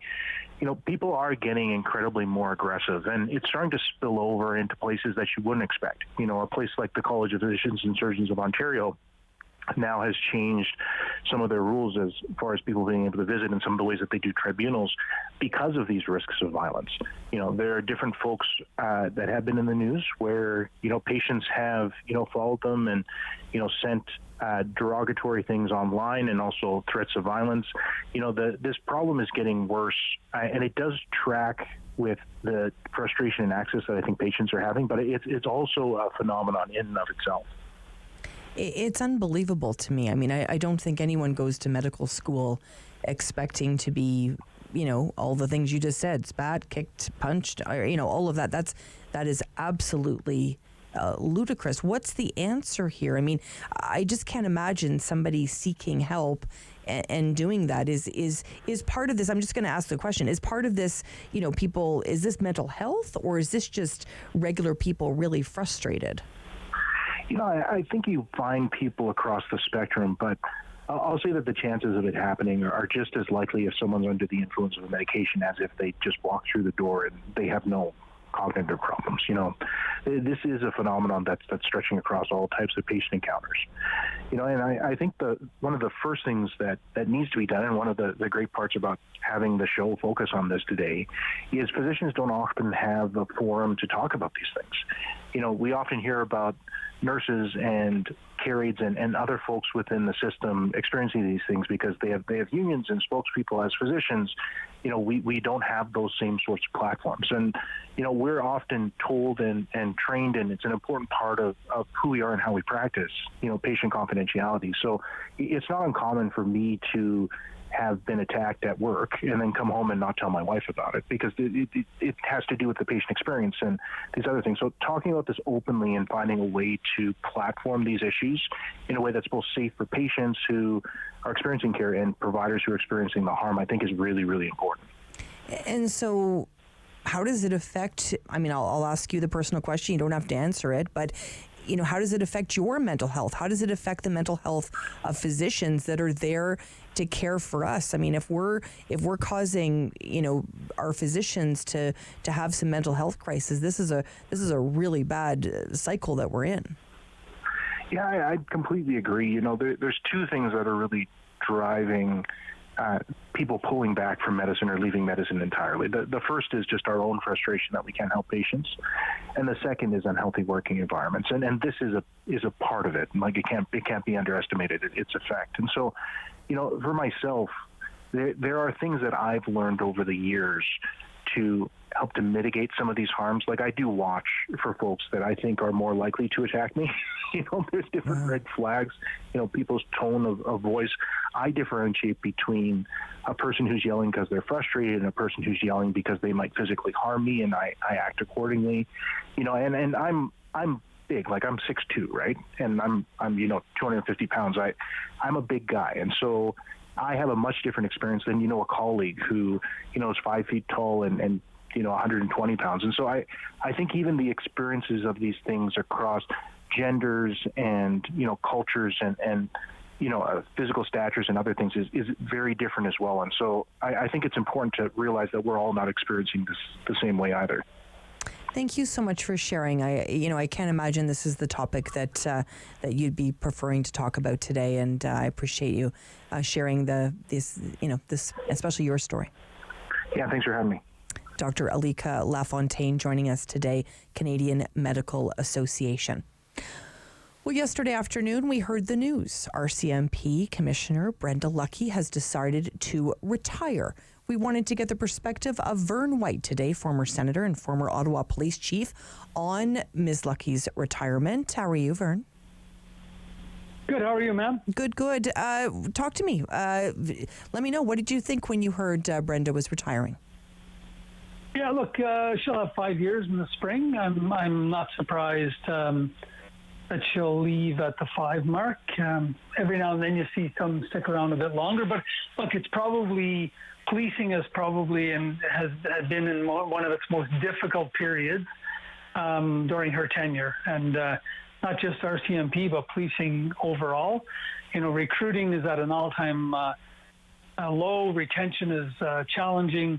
The RCMP, I think the commanding officer of British Columbia just acknowledged they're running 20% vacancy rate. like that's extremely difficult time. So I do think she's been in policing at a very difficult time, and I'm sure it has been wearing on her. So I'm not surprised she would leave after 5 years. I think it's probably as much as you can do. You know, it's been a real battle, I think, for policing overall, and the RCMP hasn't been outside of that battle. And we know that a lot of people have, opinions on Commissioner Lucki and how she has run the RCMP. The NDP House Leader, Peter Julian, had this to say. It is clear, though, over the period of her tenure at the RCMP that there are a number of issues that were not dealt with, the challenges that the RCMP faces that have an impact on Canadian society. And the federal government needs to take good care to ensure that the next commissioner that steps up deals with these issues of systemic racism that have been raised around the RCMP. The accountability and the transparency of the RCMP to the Canadian public is something that the next commissioner must deal with. And we have seen, most egregiously, a number of incidences with Indigenous people, a high rate of incarceration among Indigenous peoples. These are issues as well that the next commissioner of the RCMP must deal with. These are issues that have not been dealt with in an adequate way, and we're certainly hoping that the federal government takes care to ensure that the next commissioner deals with these issues and that the RCMP finally starts finding solutions to these problems. Is it realistic, Vern, to put that on a new commissioner? Is it realistic to think one person can make those systematic changes, or are we setting these leaders up for failure in the end? Here's the deal, though. If the commissioner can't do it, then the structure needs to be changed, because the expectation of the public is that the 30,000+ employees that work for the RCMP must understand the accountability structure, and more importantly, or as importantly, the answerability structure for what they're doing and why they're doing it. And I think that's something that's going to rest on the shoulders of the next commissioner, as it has on the last commissioner with Commissioner Lucki. So it might not sound realistic, but I do think the public expect it. And, even the commissioner acknowledged, I think most recently, that there needs to be a change in reporting responsibility, because if nothing else, the perception is that the commissioner reporting to the government makes it very difficult for them to do their job. The other side of this, remember, the RCMP are a contract service in every province except Ontario and Quebec. So they also have somebody reporting directly to a minister in some way in every single province and territory in Canada, which in itself makes it very difficult. So just the reporting responsibility the RCMP have is not conducive maybe to saying that we have a separation between government and policing. There's no police board as such. They have some councils and advisory groups, but overall, a strong, accountable function of a police commission or a police board, I think, would at least give some level of understanding from the public as to how this works. So I think maybe that's in the future of the RCMP. I also think the RCMP needs to look at, might have made sense in 1992 that the RCMP had all these contracts across Canada. In 2011, they renewed them all for 2012. Maybe in 2023, a number of those contracts should be reconsidered. That might be what you have to do to move forward, because they certainly cannot meet the needs of the public right now when they're running 20% vacancy rates across, in a number of different places across the country, and they're not necessarily providing the service that the contracting partner expects. Mm-hmm. Vern, how do you think once Commissioner Lucki has left her role as commissioner, how do you think her time as commissioner will be remembered? Well, look, everybody knows it's been a difficult 5 years. Maybe not all 5, but a number of the years have been very difficult. I can honestly say that I believe the commissioner has done the best she can do. So I hope people look at not only whether or not they agreed with everything that the commissioner and ultimately the RCMP was doing and did do during that 5 years, but also look at the challenges that were faced. Because, as I said, it has been the most difficult 5 years that I've seen in my 42 years in public service as a police officer and a senator, I can say that it's been the most difficult 5 years I've seen for policing. So I hope that they at least look at it with that lens and not the lens of, not the lens of why didn't certain things occur and happen by the RCMP. I participated in a number of different meetings around body-worn video, as well as some of the Indigenous issues in the last number of years.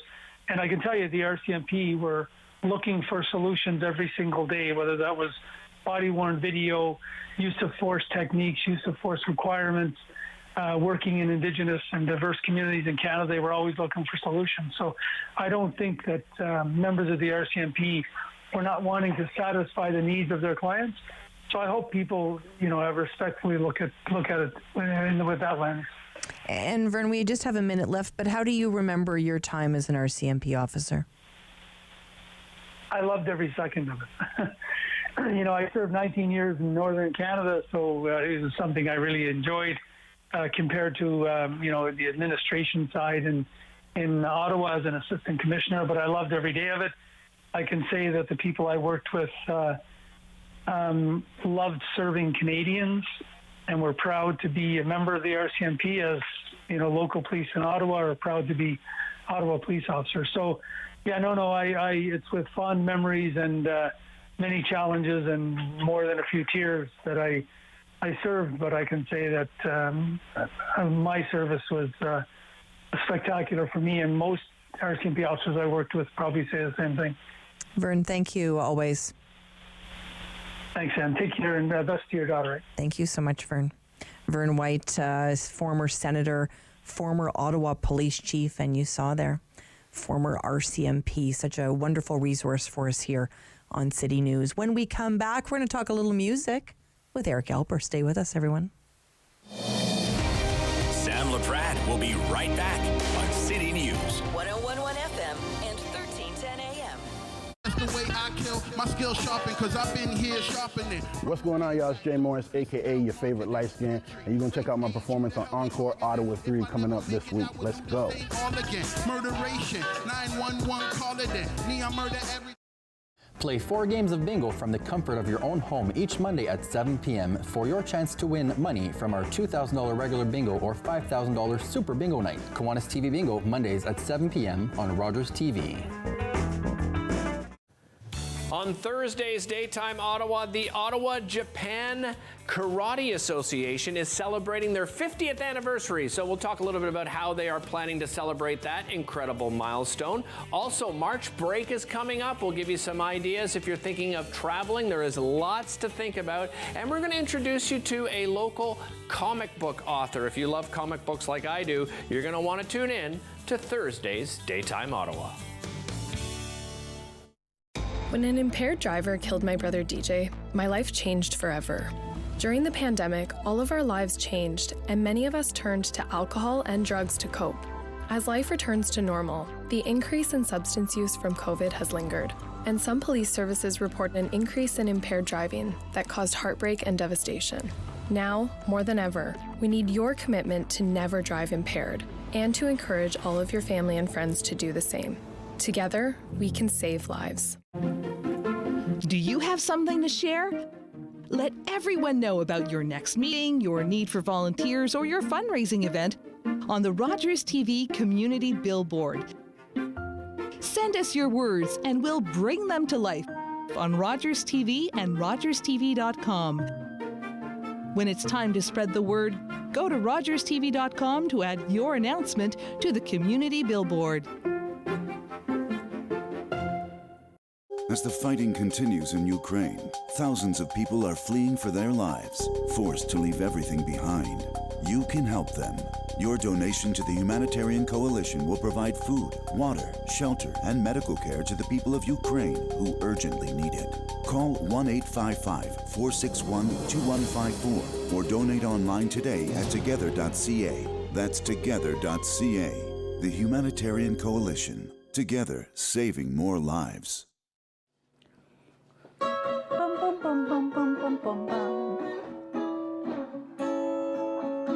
$20. $20. We're on the line for $20. This week on Simply Cooking by Chef, simple salads that will last all week in the fridge, give you a burst of flavor, and will please a big crowd.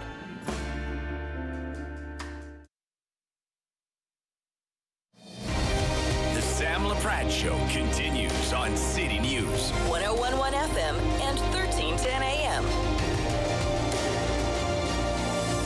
Thank you so much for joining us. I love Thursdays because it means Eric Alper is in the house, publicist and music commentator. You can find him on Twitter at @ThatEricAlper. Hello, Eric. Hello, I'm in somebody's house. I'm actually in my own house. There you go. For a very rare occasion, yeah. There you go, Yeah. absolutely. So let me say that I have to tell you something really exciting. Yeah. So I'm heading to Turks and Caicos for March break. Ooh. And as I was looking for various places to go, one of them popped up, and it was Prince's estate. Oh. And it has a purple driveway. It sleeps 34 people, and it's $25,000 a night. So are you going to get everybody on staff at each of the stations to put in? There you go. $1,000. There you go. Apparently, is that the plate that comes with the butler if you want to as well? I believe so, yes. Yeah, it better. Yes, exactly. 34 people all asking for, I want peanut butter and jelly, or, I want another glass of wine. That could be really tough on somebody. Absolutely. And you've come up with this amazing list as well of Rockstar homes that you can rent. Let's start a little bit with the band's Big Pink House. Yeah, so this one is interesting because I didn't really know until I started digging around that you can actually live and rent, instead of going to a B&B or a regular hotel, you can actually stay in Rockstar homes or in the places that they were at. But in Western New York, the place where the band recorded the basement tapes with Bob Dylan, the Pink House, it's called, that's available for rent. And in fact, you can actually look at the basement studio that's still there, that they recorded music from the Big Pink. So you can now stay at Big Pink, and through the access to the famous basement is not included, but you can kind of see it from outside, but you can't go there because I'm sure that they just don't want anybody spilling anything on the console. Right, absolutely. No, we don't want that.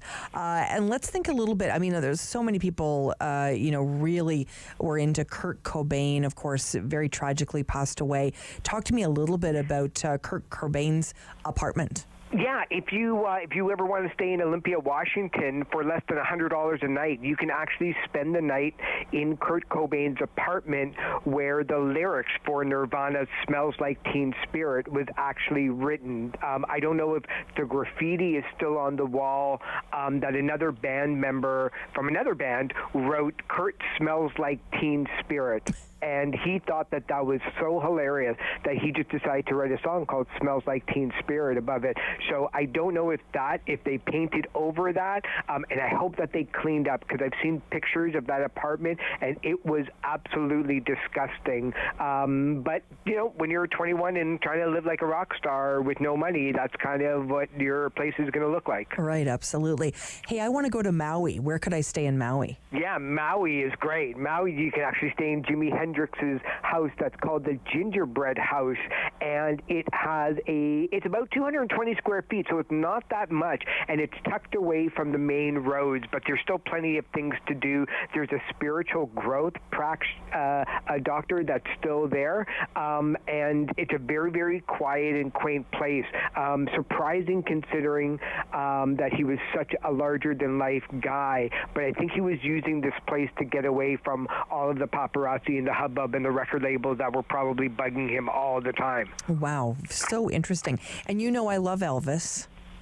Yeah, Elvis is great. If you go anywhere in Memphis, you can see everything that has to really do with Elvis. But you can actually, even though that you can't stay in Graceland, you can actually stay in one of his apartments that he lived from 1949 to 1953. It's a two-bedroom home that is still a time capsule to the 1950s. Nothing has changed in that place since 1953. The furniture is from that era, the decorations, even the refrigerator. Hopefully they they took out the food. But the refrigerator is still, it's 70 years old. Wow. And so it's really cool. They have a place on the wall on one of the rooms that is filled with people's kisses and lipstick. And they invite you, once you stay, to kiss the wall as a little bit of a memento for the people who kind of follow you. And then, it's got all of the, it still has all the kitchen equipment, like a skillet and a frying pan from like 70 years ago, so you can make your own banana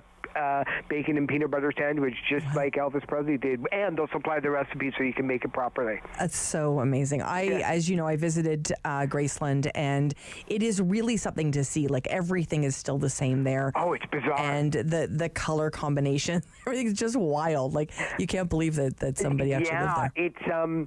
It's one of those places where, where people say, make America great again. I think that's the home that they really want. It's just so weird to step out from modern and present times, and then you go and everything is untouched. Like, obviously, like, they clean up everything there, but like the TV is still on in some of the rooms, and I'm sure it's just like a VCR that's replaying all the stuff from the 60s and 70s. But the furniture it's wild. The colors and the patterns are so ugly. Yeah. And it looks like everybody's bad parents' bathroom growing up. And what I found really creepy is there was one part where they had all these really big stuffed animals, and they were so creepy. Of course, I had to take a picture of it. Let's talk about one of my faves. I know one of your faves, too, the one and only Dolly Parton. Yeah, if you don't want to stay in like a home or an apartment like everybody else, well, that's okay. You can stay on Dolly Parton's tour bus. The Rock and Roll Hall of Fame inductee has used this bus for the last 15 years, and if you go to her Dollywood resort, you can actually stay in there. It comes complete with beds and a refrigerator and all of the trappings of a country superstar legend's bus. It's priced at $10,000 a night, so it's a little bit expensive, but all the proceeds go to the Dollywood Foundation, so you know that you are actually doing some good with your money, and you get to stay on a tour bus, which is ironic because most people don't want to stay on a tour bus once they have one, but now they're actually offering up for people who have never stayed on a tour bus before. That's so fun. This was such a fun topic. Enjoy your trip. That's awesome. I can't wait. It's not until March, but we're counting down the days, and it was so fun to see the pictures. You have to look it up, those pictures of Prince's place. It's absolutely gorgeous. Amazing. I bet you all of the doors are no higher than 5'3". There you go. Oh my gosh, that makes me laugh. Fantastic. Thank you so much, Eric Alper, joining us. Of course, he is a publicist, music commentator, and a heck of a nice guy. I don't know about you, but I love working a little 9 to 5. Here's a little Dolly Parton on City News.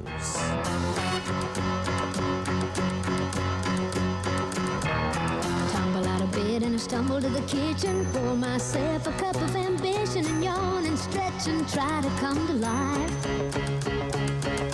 Jump in the shower and the blood starts pumping. Out on the streets, the traffic starts jumping with folks like me on the job from 9 to 5. Sam Laprade will be right back on City News. 101.1 FM and 1310 AM. Hello, I'm Jim Deeks, host of Canada Files. I hope you'll join me each week for interesting and informative discussions with some of Canada's most impressive people. Ladies, leave your man at home tonight. Hi, this is Dominique Orley. I'm part of Encore 3, and be sure to catch my set this week. We are going downtown, leaving out all your stress and your sorrow. Everybody knows not to drink and drive, but some people still think it's okay to take drugs and drive. Police have the authority, the ability, and the tools to determine if drivers are impaired by legal or illegal drugs. And because drug-impaired drivers can pose just as great a risk as drunk drivers, they face the same penalties, like the loss of their driver's license, a criminal record, fines, and more. A message from the RCMP, the Canadian Association of Chiefs of Police, and Arrive Alive, Drive Sober. Once upon a time, in a nursery rhyme, there were 3 bears. 1, 2, 3 bears. And they went a-walking in the cool woods a-talking while their porridge began. Rogers TV invites you to let your imagination roam as we present Ottawa Storytellers. Each week we'll present a collection of original creative stories and inspirations for children of all ages. Join us for Ottawa Storytellers on Rogers TV. Join me for Season 3 of Paula Roy's Favorite Foods.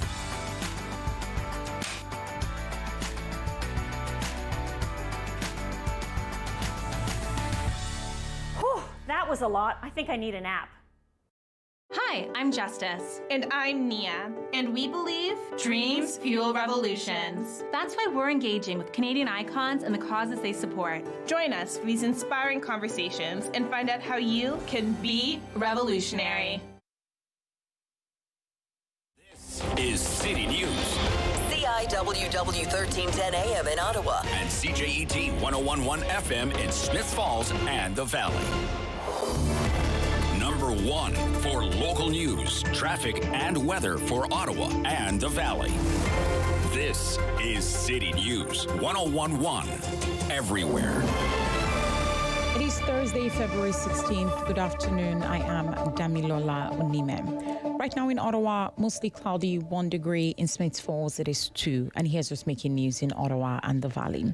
The City of Ottawa has officially responded to the light rail inquiry report. City News reporter Chris Curry with the story. They broke down the recommendations, saying that 8 directed at other agencies, and the team in charge of the response at OC Transpo is working on the rest. We're working on the creation of tools to ensure that recommended best practices are incorporated into future infrastructure projects. We're ensuring that recommended practices are fully incorporated into Stage 2 light rail. Council's approval of the global settlement immediately completed 11 of the recommendations, so we've already made progress there. That's Bart Cormier, who's the manager of Transit Services Business and Technical Support Services team, who says they're working to restore a collaborative relationship with Rideau Transit Group and exercising oversight over RTG's work and OC Transpo's own rail operations. The light rail inquiry report was released at the end of November, and it was quite devastating in its responses towards the city. Chris Curry, City News. With the weather forecast for Ottawa and the Valley, here is City News weather specialist Denise Andriachi. Mostly cloudy today. We already reached our guaranteed high of 6 early this morning. Temperatures just continue to fall throughout the day. And we have the threat of some freezing precipitation, but also some snow, 5 to 10 centimeters later on tonight for Ottawa and Smiths Falls. Overnight lows near -9. It will feel like -14 with the wind chill. This morning's guaranteed high, 6 degrees. City News time, 12:02. A new report out this week is shedding light on the increase in labor trafficking and exploitation of migrant workers in Canada. Julia Drydyke is the executive director of the Canadian Centre to End Human Trafficking, one of the groups involved in the report. Each year, we accept 775,000 people from abroad on work permits. And while many are treated fairly, we're seeing an increase of people experiencing exploitation, abuse, and threats. Drydyke says the vast majority of migrants come to Canada legally, and it's only when they arrive here that they are exploited, which sometimes forces them to fall out of status.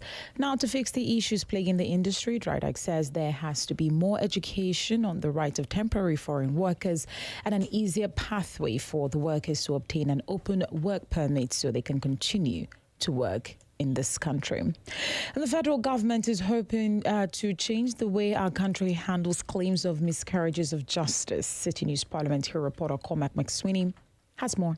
The federal justice minister has tabled this bill to create an independent commission to handle claims of wrongful convictions in our country. Currently, if someone feels they've been wrongfully convicted, there's a complex process that ends up in the minister's office. But this commission would be at arm's length of government, and the aim is to have an easier and quicker process that is more accessible to people who are Black, Indigenous, or from marginalized communities who disproportionately face convictions in Canada. If MPs approve the bill, the commission would have an independent panel review applications, investigate them, and potentially order a new trial or send the matter to the Court of Appeal. The bill comes after the government held consultations and received an independent report in 2021. The Justice Minister will address the matter later today. Cormac McSweeney, Parliament Hill. I am Damilola Unime. For News Anytime, follow up online at ottawa.citynews.ca. Connecting you and your community. This is the Sam Laprad Show on City News. 1011 FM and 1310 AM. Well, thank you for joining us here on City News. It is lunchtime, everyone. What we do is we feast on those big stories of the day, and we invite different people to the table today. And Lindsay Maskell is one of our guests today. She's a Liberal strategist and former advisor to Dalton McGuinty. Hello, Lindsay. Hi, Sam. Lots to talk about today, Lindsay. I'm very excited that you're here. Ashton Arsenault, excited you're here as well. Vice President, Crestview Strategy. How are you, Ashton? I'm good, Sam. Thanks for having me. It's great to be here.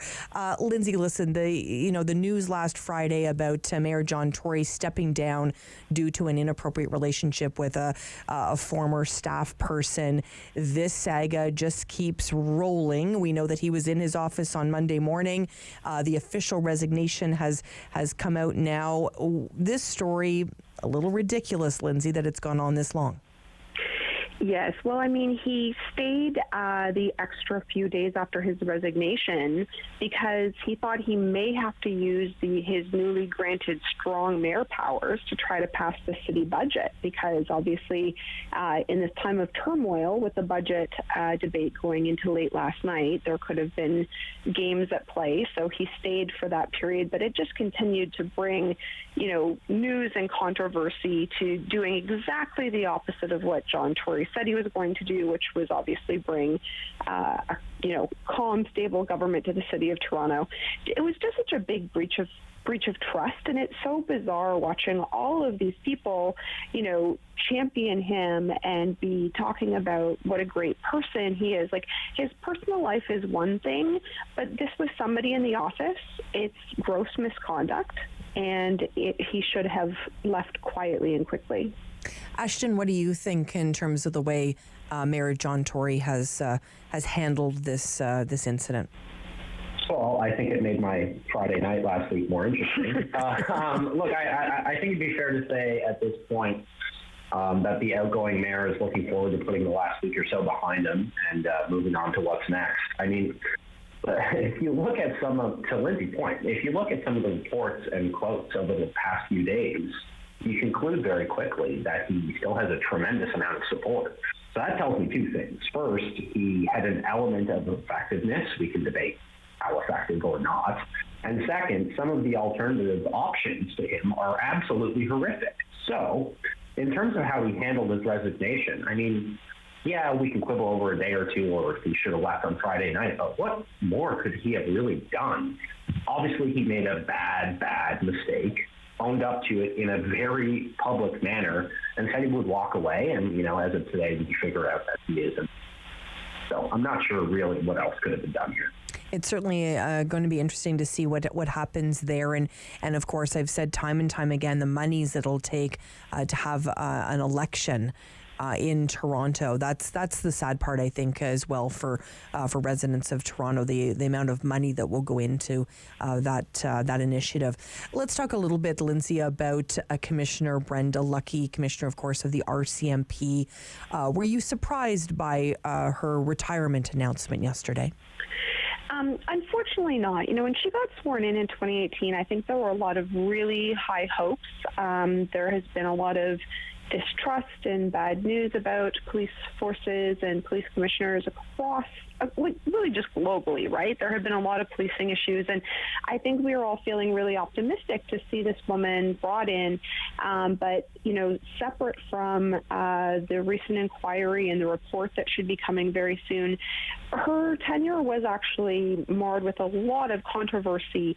I mean, especially if you remember back to when, she really had a big fail on trying to answer a question about is there systemic racism in the police force, and additionally some public squabbles with the minister on trying to fight for controversial chokeholds to stay in place, and didn't really feel like the modernized mandate that she had committed to. Now, it's particularly controversial and has probably gotten a lot of people talking about what it means for her to have retired and announced her retirement right before the inquiry report is coming out. And I think an important piece of this is, of course, the item that she had said maybe she should have told the government that there were other options than using than obviously using the act that they did. It's just she performed so poorly at that committee, just failing to remember anything, and just it was not a good performance. And I think it's might be a bit telling, and there'll be lots of speculation about what that may mean that this retirement comes again right before we're to expect a final report. The timing is so interesting, Lindsay. I'm with you on that. We spoke a little bit earlier with former Ottawa Police Chief, of course, former Senator, former RCMP officer, Vern White. Here's what he had to say. Everybody knows it's been a difficult 5 years. Maybe not all 5, but a number of the years have been very difficult. I hope, I can honestly say that I believe the commissioner has done the best she can do. So I hope people look at not only whether or not they agreed with everything that the commissioner and ultimately the RCMP was doing and did do during that 5 years, but also look at the challenges that were faced. Because, as I said, it has been the most difficult 5 years that I've seen in my 42 years in public service as a police officer and a senator. And, it's interesting. We're hearing, reaction from lots of different people. We heard from NDP House Leader Peter Julian as well, Ashton. We're going to play this. We're going to get your reaction.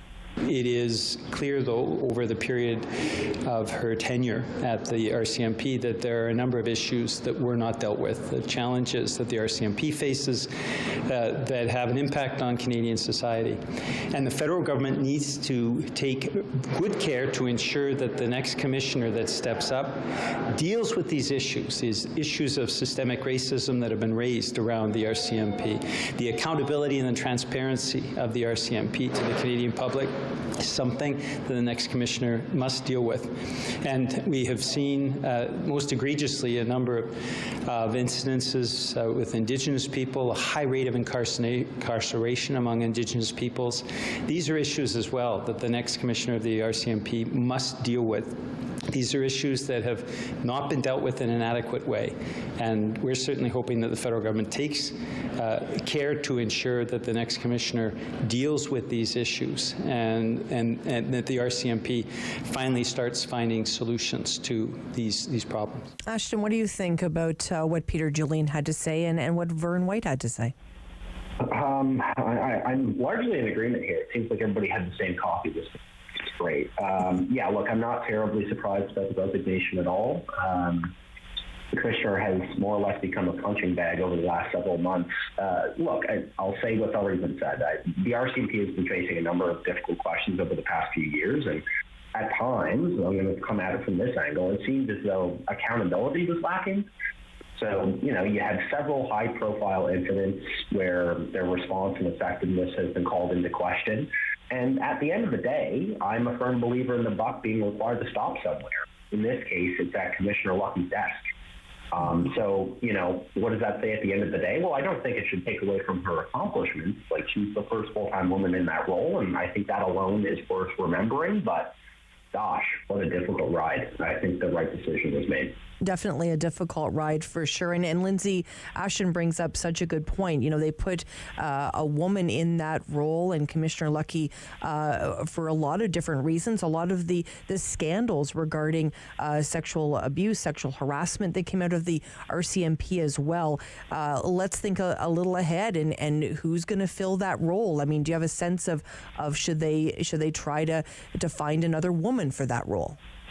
Well, I don't think that gender should play a decision in terms of how anybody was going to perform over this period of time. A lot of that was her own personal decision, experience. Like, some of it was pretty shocking, right? Just especially at committee, like not remembering anything. Police officers know that they need to remember everything very clearly for the amount that they get called to testify.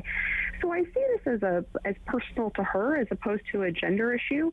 And when we have had such systemic racism in the system, I hope that the best qualified candidate will be considered going forward. And of course, representation does matter. But in this case, it's her own personal way she conducted herself that has probably led to a very controversial couple of years. And I think a lot of things could have been handled differently, and that doesn't have anything to do with gender. Appreciate the sentiments from you both. We're going to come back, take a short break here on City News, but we're going to come back with Lindsay Maskell, Ashton Arsenault, and hopefully you on City News. Sam Laprade will be right back on City News. 101.1 FM and 1310 AM. That's the way I kill my skill sharpen, because I've been here sharpening. What's going on, y'all? It's Jay Morris, a.k.a. your favorite light skin, and you're going to check out my performance on Encore Ottawa 3 coming up this week. Let's go. All again, murderation, 911, call it in. Me, I murder every... Play 4 games of bingo from the comfort of your own home each Monday at 7 p.m. for your chance to win money from our $2,000 regular bingo or $5,000 super bingo night. Kiwanis TV Bingo, Mondays at 7 p.m. on Rogers TV.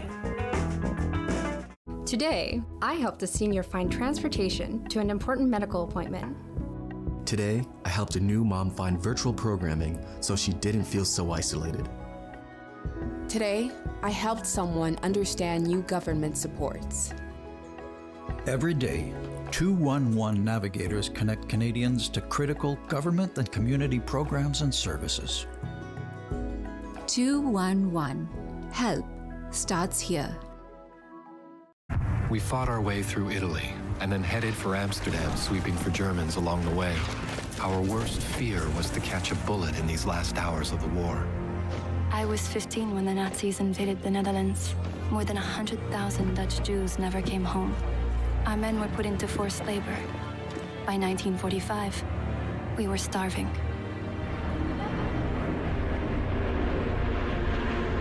The food drops gave us hope.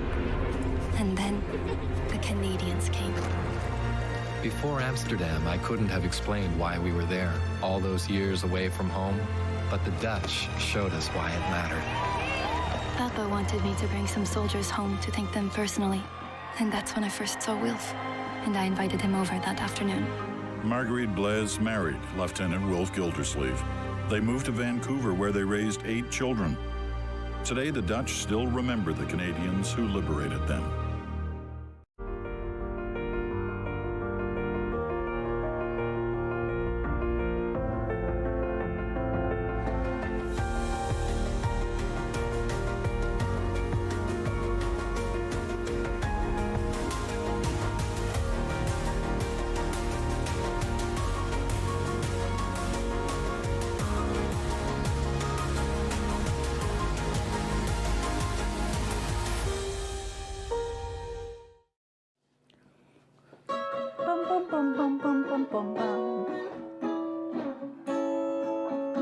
$20.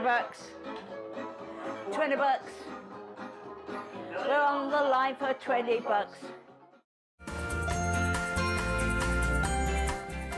This week on Simply Cooking by Chef, simple salads that will last all week in the fridge, give you a burst of flavor, and will please a big crowd.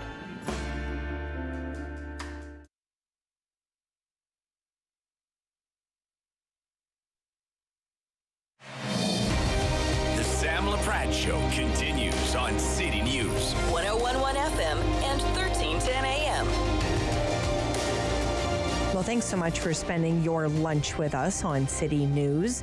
We invited Lindsay Maskell to the table today, Liberal strategist, former advisor to Dalton McGuinty. We've also invited Ashton Arsenault, Vice President of Crestview Strategy, to the table. Ashton, earlier today we spoke with former Mayor Larry O'Brien regarding the LRT, and we asked him about the safety issues. The report that just came out a couple of days ago said that none of these safety issues have really been addressed yet. And they've slowed down the train at certain points, and they've done a few things. But they may need brand new rolling stock.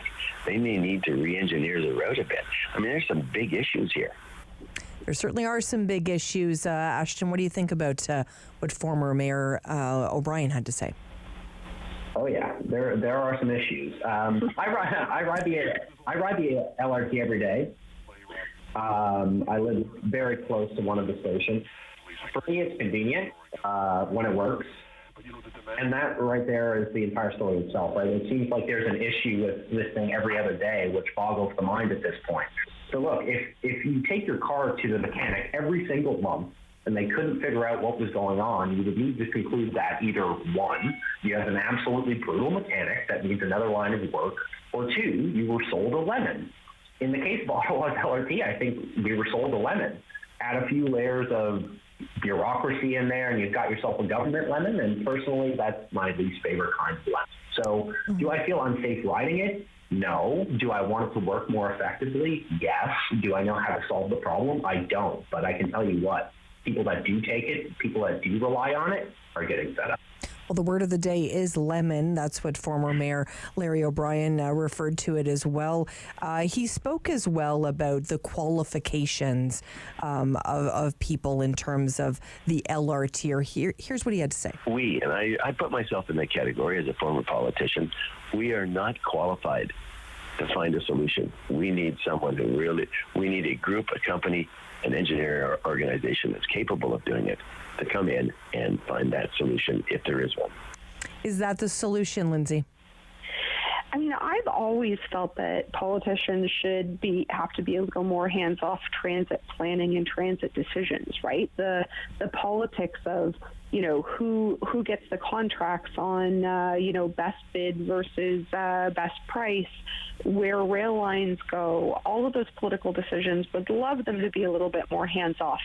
But, Ashton said it, we are not qualified on this, and we definitely need, an outside expert opinion on if the safety measures that are being put in place now to deal with faulty cars. The derailments that happen in Ottawa and those issues, it's not the only place that has happened with these particular vehicles. So we know that they're flawed, and I think we definitely need some outside expertise, and certainly a lot more than just this trading of statements and advisories going back and forth to try to provide certainty to Ottawa residents that they're safe to take the LRT. It's going to be certainly interesting to hear what Councillor Steve DeRush has to say as chairing up this LRT subcommittee. I think, there's somebody that was obviously in politics for about 2 terms, took some time off, and then has come back. So I think that he's the right man for the job. What do you think, Ashton? Yeah, I mean, again, I'm just going to go back to what I said originally. Whatever can solve the problem in a meaningful way.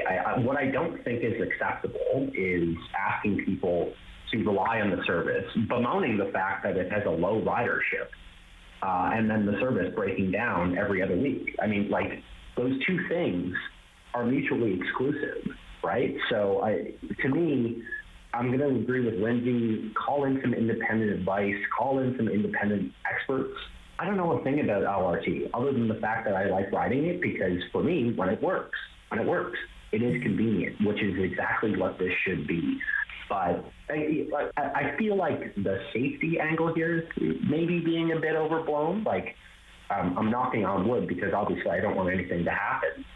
I've never had an instance, and again, I ride this every day when it works, where I felt unsafe about the car or was worried about a derailment. It's just not something that crosses my mind. But, if that happens and it's something more severe, then we've got a much larger issue. For sure. Let's talk a little bit about policing. We know that the police budget is certainly top of mind for many, many people.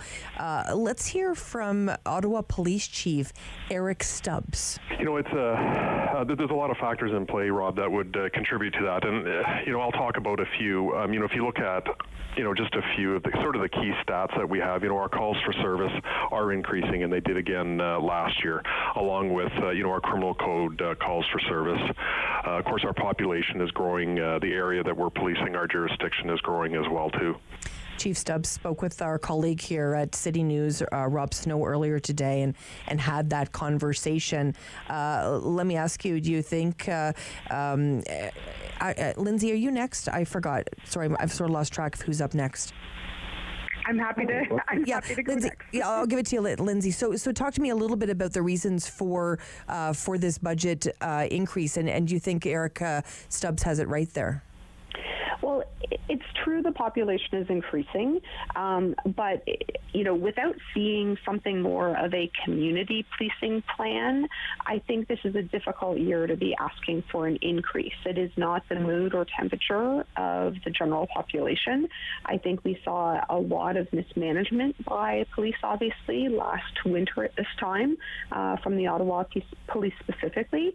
So I think it's a challenging time to ask for more money, even though obviously there's inflationary costs, there's a larger population, and they might have a reason, but I don't think that they can be asking for that without seeing a substantial plan about better community policing and training required to do the job in a modernized way that residents expect. And we've certainly seen policing change so much over the last number of years, particularly when it comes to mental health. Here's what Chief Stubbs had to say about that. Certainly have been educated more sort of on that particular area of what we're doing in town, and there's a number of different efforts sort of being expended to sort of look at that. And since that time, I'll just throw in there that a similar thing that we want to do, they've done in Toronto, and a pilot program came back with what I see as very impressive numbers, and they reported 78% of these mental health calls have been diverted from police to other mental health services or workers that have more training in that, which is an incredible. Is that good news, do you think, Ashton, in terms of looking at a program like that for the City of Ottawa? Yeah, for sure. I think there's a huge difference here between, additional resources to make up for a growing population and sort of the notion of a raise, right? Where you kind of got to demonstrate that you either have an additional value add or have performed duties in an above average manner. And to Lindsay's point, I'm not certain that's the case in this situation. So definitely a difficult climate to have your hand out. I do think there can be some innovation in how Ottawa polices its citizens. I don't think anybody's particularly happy with the current situation. I agree. Community policing, that should be studied. Obviously, mental health angle is important as well. I think that's a little bit difficult, honestly, at the end of the day. So they, as in the Ottawa Police, are going to have to answer what I hope are some very difficult questions about why this would be justified at all. And I'm interested to see how the debate plays out. Let's end our lunch on a different topic, and Lindsay, this isn't one that we've talked about a lot here, but should we have about 30 seconds for you each, should we be sort of staying away from Doug Ford and his daughter's Stag and Doe party? Is that our business as Ontarians? So unfortunately, it was made public business by the fact that stakeholders attended and that the Ford family accepted money in a position where they shouldn't have done this. I'll also just go on the record and say I don't think that a politician or a public official should have a family fundraising event, and they should be able that would avoid the problem altogether. Ashton, over to you. Yeah, I'll come at it from a different angle. I think it's, more or less a situation that has been overblown by the media. I think the Premier has addressed it adequately at this point. I know people are going to continue to ask questions about it, which is totally fine. I had to look up what a Stag and Doe was, truth be told. I had no idea what the heck that was. So, I'm going to tuck that away in the need to learn pile. But, after having looked through it, I mean, seems a little bit silly to me, but I think the Premier has answered the questions appropriately, and I suspect this gets moved behind him quickly enough. That's awesome. I'm sure Google was busy with what is a Stag and Doe. Lindsay Maskell, thanks so much. Ashton Arsenault, thank you so much for joining us for lunch today. Thanks, Sam. Appreciate it very much. Lindsay Maskell, of course, Liberal strategist and former advisor to Dalton McGuinty. Ashton Arsenault, Vice President of Crestview Strategy. Well, we've had our lunch. Now it's over to the business lunch. We're going to talk a little ice cream. We're going to talk a little beer. Stay with us here on City News. Sam Laprade will be right back on City News. 101.1 FM and 1310 AM. Hello, I'm Jim Deeks, host of Canada Files. I hope you'll join me each week for interesting and informative discussions with some of Canada's most impressive people. Ladies, leave your man at home tonight.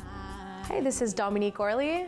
I'm a part of Encore 3, and be sure to catch my set this week. We are going downtown, leaving out all your stress and your sorrow. I'm Wendell Clark with a word about winning. We all know it takes a team effort in any sport and with any challenge. You can be a part of the winning team that shuts out impaired driving. Whether you're out on the town or just hanging out with friends, drink responsibly. Always have a plan for a safe ride home for yourself, your family, and your friends. You'll be helping to shut out impaired driving. Visit ArriveAlive.org to find out more. Arrive Alive. Drive sober. Here we go.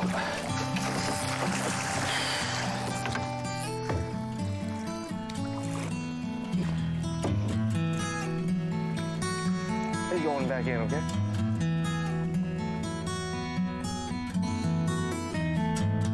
It's a new season of The New Fly Fisher on Rogers TV.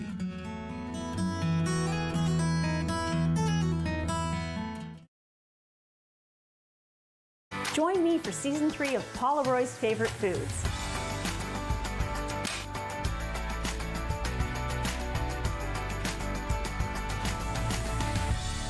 Whew, that was a lot. I think I need a nap.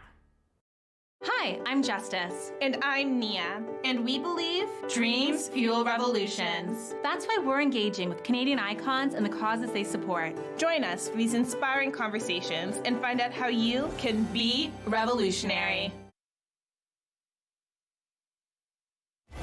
Number 1 for local news, traffic, and weather for Ottawa and the Valley. This is City News 1011 everywhere. It is Thursday, February 16th. Good afternoon. I am Damilola Unime. Right now in Ottawa, it is 1 degree. In Smiths Falls, that is 2. And here's what's making news this hour. The manager of Transit Services Business and Technical Support Services team says the city is working on restoring a collaborative relationship with RTG. He says they are also exercising oversight over RTG's work and OC Transport's rail operations in response to the provincial inquiry's recommendations into the Confederation line.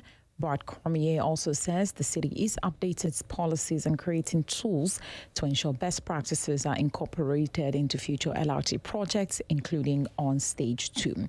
Ottawa property owners have exactly 1 month to declare their vacant unit tax. Before March 16th, all residential property owners need to declare whether their properties are occupied, even if it is listed as your primary residence. So far, over 80% of residents have already submitted this. If you do not submit on time, you could be faced with a $250 fine, and false claims could cost you up to $10,000. City News time is 12:32. I am Damilola Unime. For news anytime, follow up online at ottawa.citynews.ca. The Sam Laprad Show continues on City News 1011 FM and 1310 AM. Well, if you remember during that cold snap, a lot of people were having troubles with their water pipes. And we know that Ottawa Salus, an organization that cares for and supports people with mental illness, had their pipes burst at one of their homes and really caused a lot of damage. 42 people can no longer go back to that home, and it might be months before they get back. It's a really tragic situation, and Ottawa Salus and the team there, Executive Director Mark McCauley, and of course their amazing Director of Development, Heather Brown, both of those people along with their whole team have been working really, really hard to raise lots of money at this time, and also obviously find different places for these people to live, because we want them to obviously feel safe and secure, and that's what Ottawa Salus is all about. Well, it didn't surprise me when I heard that Marlene from the Mary Dairy stepped up and said, I'll help out. Hi, Marlene. Oh, we lost Marlene. We're going to get her back on the line. The Mary Dairy, of course. Have you ever been to the Mary Dairy? It's fantastic. Wonderful ice cream shop, and Marlene is the owner there, and she runs the Mary Dairy. Does a wonderful job of inviting the community in for all of her delicious treats, and she's really done an amazing job when it comes to Ottawa Salis. She has some delicious, tempting treats for people in terms of any donations that they make towards Ottawa Salis. So we want to get her on the line and chat with her about that. My producer Aaron is working on that right now, and we have Marlene. Hi, Marlene. Hi, Marlene. Oh, we're just getting her on the line. A little technical challenge today. She's so busy making ice cream, I think. We wanted to chat with her. While we get Marlene on the line, I'll tempt you with a little beer. We're going to have Mark Plant join us from Stray Dog Brewery in a few minutes. We're going to talk about, of course, all the great beer that he has, but we're also going to talk about that beer tax that we've been hearing about a little bit here on City News. So we're going to talk to Mark about that. We're also going to talk to Lisa Kearney. She's the president and CEO of Women's Cybersecurity Society. We're going to talk about that cyber attack recently by Indigo. And I received a few emails about the cyber attack because I'm a customer of Indigo. So we're going to want to kind of catch up with Lisa about everything in terms of cybersecurity. And now Marlene is on the line. Hi, Marlene. Hi there. Marlene, I just want to talk ice cream with you, and you've done something pretty remarkable in terms of the Mary Dairy. The Mary Dairy's always stepping up. Do you just believe that's just the way you should be, Marlene? Yeah. Talk to me a little. Oh, I think we're having some connection issues with Marlene today, which is too bad. We love chatting with her. We're going to be, as I mentioned, talking to Lisa Kearney a little bit later, President and CEO of Women Cybersecurity Society, talking about that attack on Indigo. I can't tell you how many situations we've heard of recently about cyber attacks. We've seen the children's hospitals being attacked. We've seen businesses being attacked.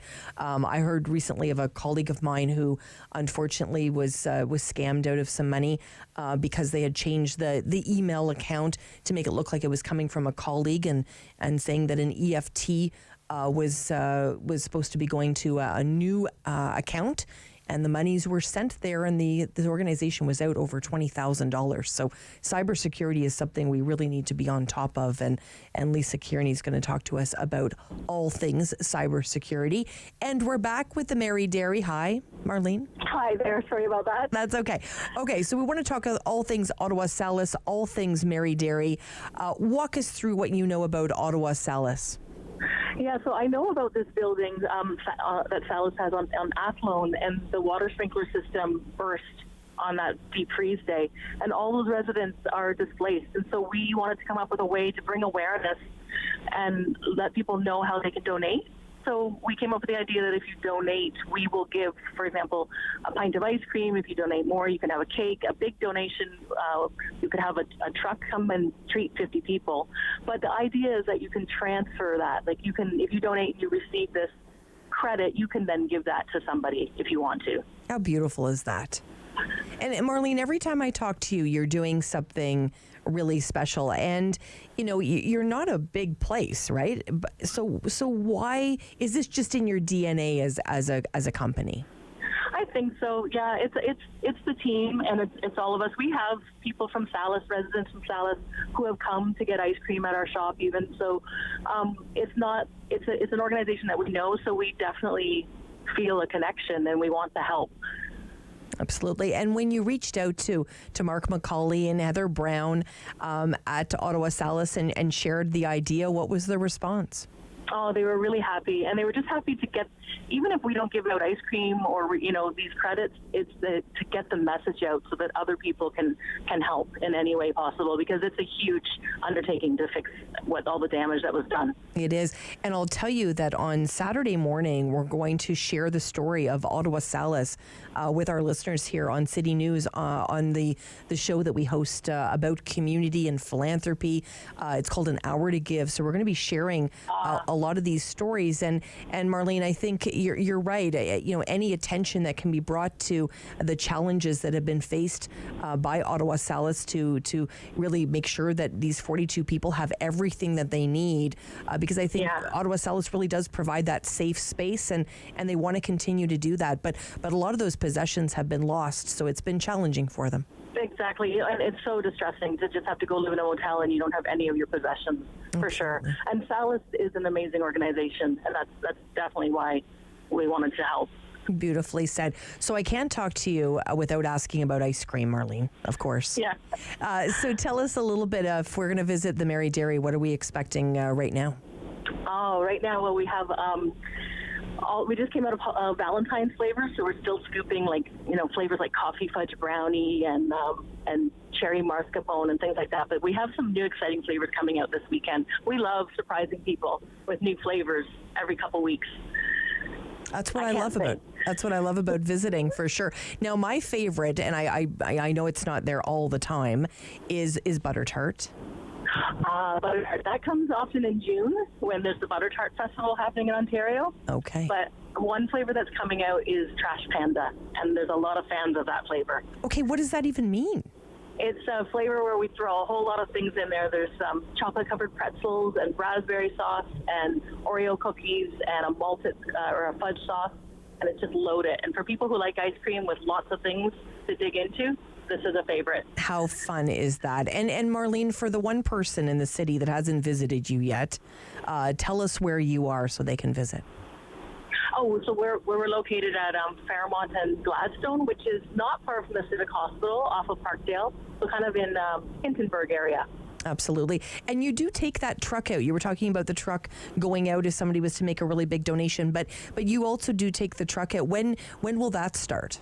The trucks are back on the road as of end of April or May, and they stay out until about October. Fantastic. Yeah. I love it so much.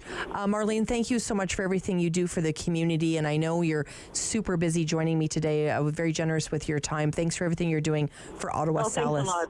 Appreciate it. Thank you. Thank you so much. If you haven't visited the Mary Dairy, definitely stop by, especially this time of year. We don't really think about ice cream. This is when Marlene needs us the most. I'll do my part. I'll go and see Marlene this weekend.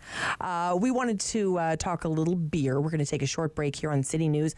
Come back and spend some time with Mark Plant from Stray Dog Brewery. We're going to talk a little beer, a little tax. Come on back, everyone. Sam Laprade will be right back on City News. 101.1 FM and 1310 AM. That's the way I kill my skill sharpen, because I've been here sharpening. What's going on, y'all? It's Jay Morris, a.k.a. your favorite light skin, and you're going to check out my performance on Encore Ottawa 3 coming up this week. Let's go. All again, murderation, 911, call it in. Me, I murder every... Play 4 games of bingo from the comfort of your own home each Monday at 7 p.m. for your chance to win money from our $2,000 regular bingo or $5,000 super bingo night. Kiwanis TV Bingo, Mondays at 7 p.m. on Rogers TV. On Thursday's Daytime Ottawa, the Ottawa Japan Karate Association is celebrating their 50th anniversary. So we'll talk a little bit about how they are planning to celebrate that incredible milestone. Also, March break is coming up. We'll give you some ideas if you're thinking of traveling. There is lots to think about. And we're going to introduce you to a local comic book author. If you love comic books like I do, you're going to want to tune in to Thursday's Daytime Ottawa. For 25 years, you've been helping to make our roads safer by doing the right thing. You've been the designated driver, you've stayed over, called home, you've called a cab or a friend, and planned ahead. Let's keep doing the right thing. Support sober driving by getting yourself and your friends home safely. Do the right thing. Visit ArriveAlive.org to find out more. Arrive Alive. Drive sober. At Celebrate Ottawa, we love showing you something a little different. We showcase remarkable people highlighting the city's diversity in arts, culture, sports, and nature. We will show you features that prove Ottawa is a vibrant and exciting city. We'll entertain you and we'll even teach you new things. Join me, your host, Lila Grine, as we explore and celebrate Ottawa.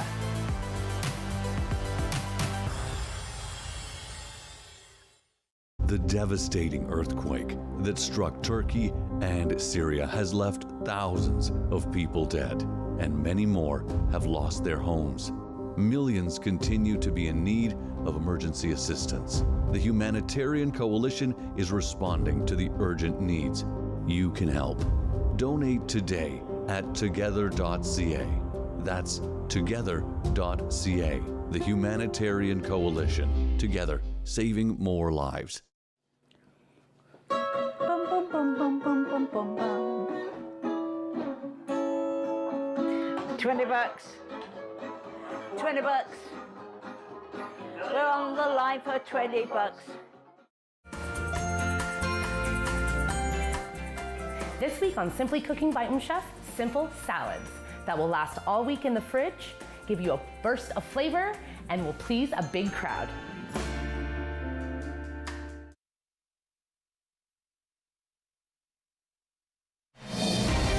The Sam Laprade Show continues on City News. 1011 FM and 1310 AM. Okay, we're hearing a little rumble about a new beer tax. We wanted to go right to Mark Plant, Stray Dog Brewery, and ask him about it. How are you, Mark? I'm good, Sam. How are you today? Good. Have you heard about this beer tax? You know, it's funny because we've been hearing about this looming tax for several years now, I guess. So I guess just to give you a little bit of sort of background on it, as of April 1st, there's going to be the federal excise tax, or the alcohol escalator tax, as it's referred to.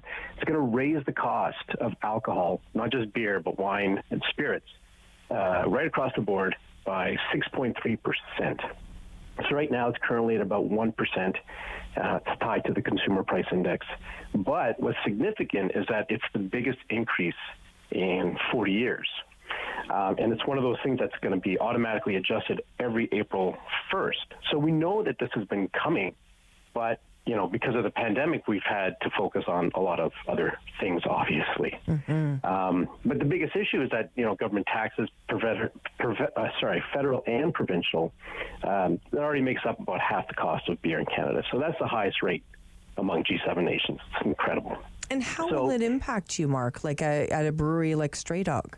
Yeah, that's a good question. So on one hand, we're, I guess, I hate to say the word lucky, fortunate, I guess, that we're still considered sort of small scale, where we, our annual output is about 120,000 liters.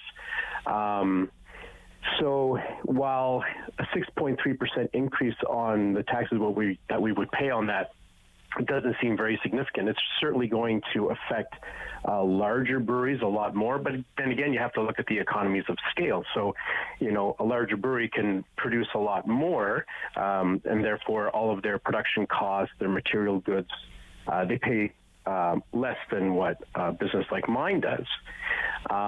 But overall, just like anybody else right now, we've all been facing increased interest rate hikes. So if somebody came to you and said, you know, we're going to come look at your household income and then we're going to tax it another 6.3%, I don't know if anybody could sustain that. And that also has a direct impact on a small business like ours as well. It is quite a jump. And the thing, too, is we don't want to pass on those costs to our consumers. You know, everyday Canadians, we're all faced with high inflation right now anyway. But for the viability and sustainability of our industry, you know, something has to be done. And right now what we're asking and what we're hoping for is that there'll be a freeze of the current tax rate, and that it'll be pushed for how long, I don't know. But it would certainly be a gesture of goodwill, that's for sure.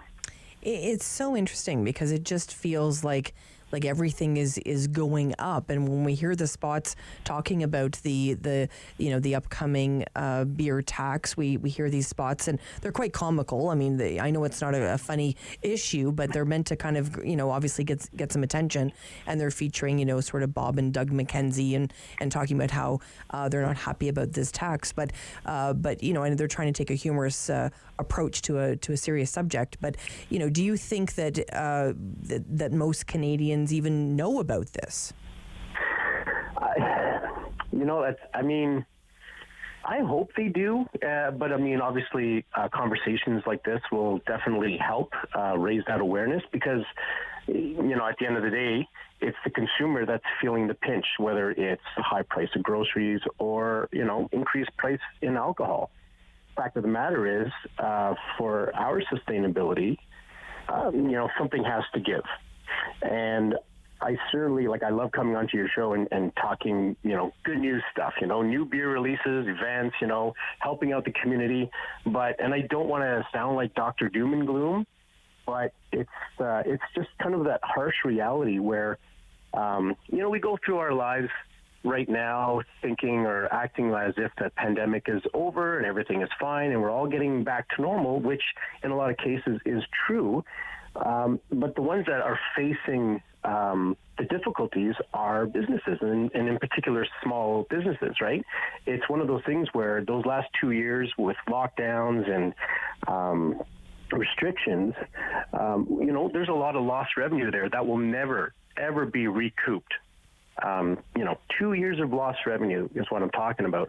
And it's not a conversation that we like to talk about publicly and pass on, to other people, because especially in my industry, we make beer and we have an experience that we want people to feel good about themselves. And, it's a bit of a release. But at the same time, at some point we have to kind of look in the mirror and say, okay, look, this is actually happening. And not everything is all, happy and roses and rainbows. Mm-hmm. There's some harsh realities to this business. For sure. And especially, like you said, Mark, somewhat coming out of the pandemic, there's still a lot of scars, of course, from that time. But I think the average person doesn't understand unless they've owned a business. They look around at their staff and they know that, whatever you do with your business is going to impact someone else's mortgage and someone else's way of life. That's a lot of pressure on small business owners like yourself, Mark. It's a lot. Yeah, absolutely. And again, it's one of those stories that we particularly don't like to tell, but I think every once in a while it is a bit of a reminder. We're real people with real problems, and we have families, and we have to put food on the table just like everybody else. The fact that we own a small business doesn't necessarily mean that, we're swimming in money and, we're sitting in our big towers behind giant desks or anything like that. No, the fact of the matter is, we work just as hard, sometimes harder than, some other people kind of thing, just to keep the doors open or just to keep our employees paid. You know what I mean? These are all very important things. You grab a glass of beer and you don't realize, brewing supplies, ingredients, cans, labels, CO2, all of these are increased costs that we've been eating that, and we haven't passed on to our customers, but at some point, there will be those increases, and we certainly don't want to face any backlash, having people think that we're trying to gouge our customers, because that's certainly not the case. But I think this is definitely the story that we need to present so that people do understand that if this does happen, and I'm telling you, it probably will happen sooner than later, these are the reasons why. We're already seeing a shift in the industry right now where we're seeing, smaller breweries close or consolidating production just so that they can see tomorrow, the next week, and the next month. Mm-hmm. And thanks for being vulnerable to have the conversation, because you're right. Normally we come on here and I'm like, okay, you've released a new beer, Mark, tell me about it. So it can be challenging, obviously, to have these conversations. But I want to end on a positive note. What's happening at Stray Dog? Why should we head there this weekend?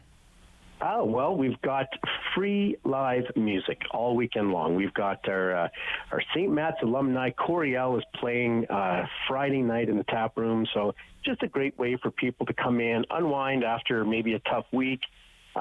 Maybe they were busy just enjoying the spring-like weather. Nothing feels better than listening to some live music.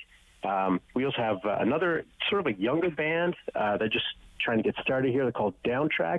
And they're playing on Sunday afternoon. Again, no cover, just another Sunday fun day type of thing that we like to do. We got a lot of music actually happening in February and in March. it's just one of those things that, makes people feel good, and that's what we're all about. Absolutely. And I can attest, I was there recently. Fantastic. Awesome. Mark Plant, thank you so much for joining us today. Stray Dog Brewery in Orleans. Head there this weekend and support Mark and his great team. We wanted to talk to Lisa Kearney today, President and CEO of Women Cybersecurity Society. Hi, Lisa. Good afternoon, Sam. How are you? Good. This is a topic, Lisa, that sometimes is a bit of a mystery to those people not in the sector. Talk to us a little bit about the commonality now of cyber attacks and them taking place pretty much everywhere. Yeah, thank you so much for the opportunity. Well, the last few years has been especially hard for organizations who are kind of in flux due to moving from 100% on-site business to remote operations and hybrid environments due to COVID restrictions, right? So that means increased risk for organizations that now have workers who have not had cybersecurity awareness training against phishing and other types of attacks to secure their own personal equipment and home networks that they're currently working off. And so they become prime targets for cyber criminals. And what happens is that now there's a new hotbed. I mean, it was bad before because it's only one point of compromise that a criminal has to infiltrate in order to affect a business. But now there's several additional points with additional risks, in hybrid environments. So these organized groups or, underground cyber criminals operate in the shadows of our industry, which are really running really lucrative businesses.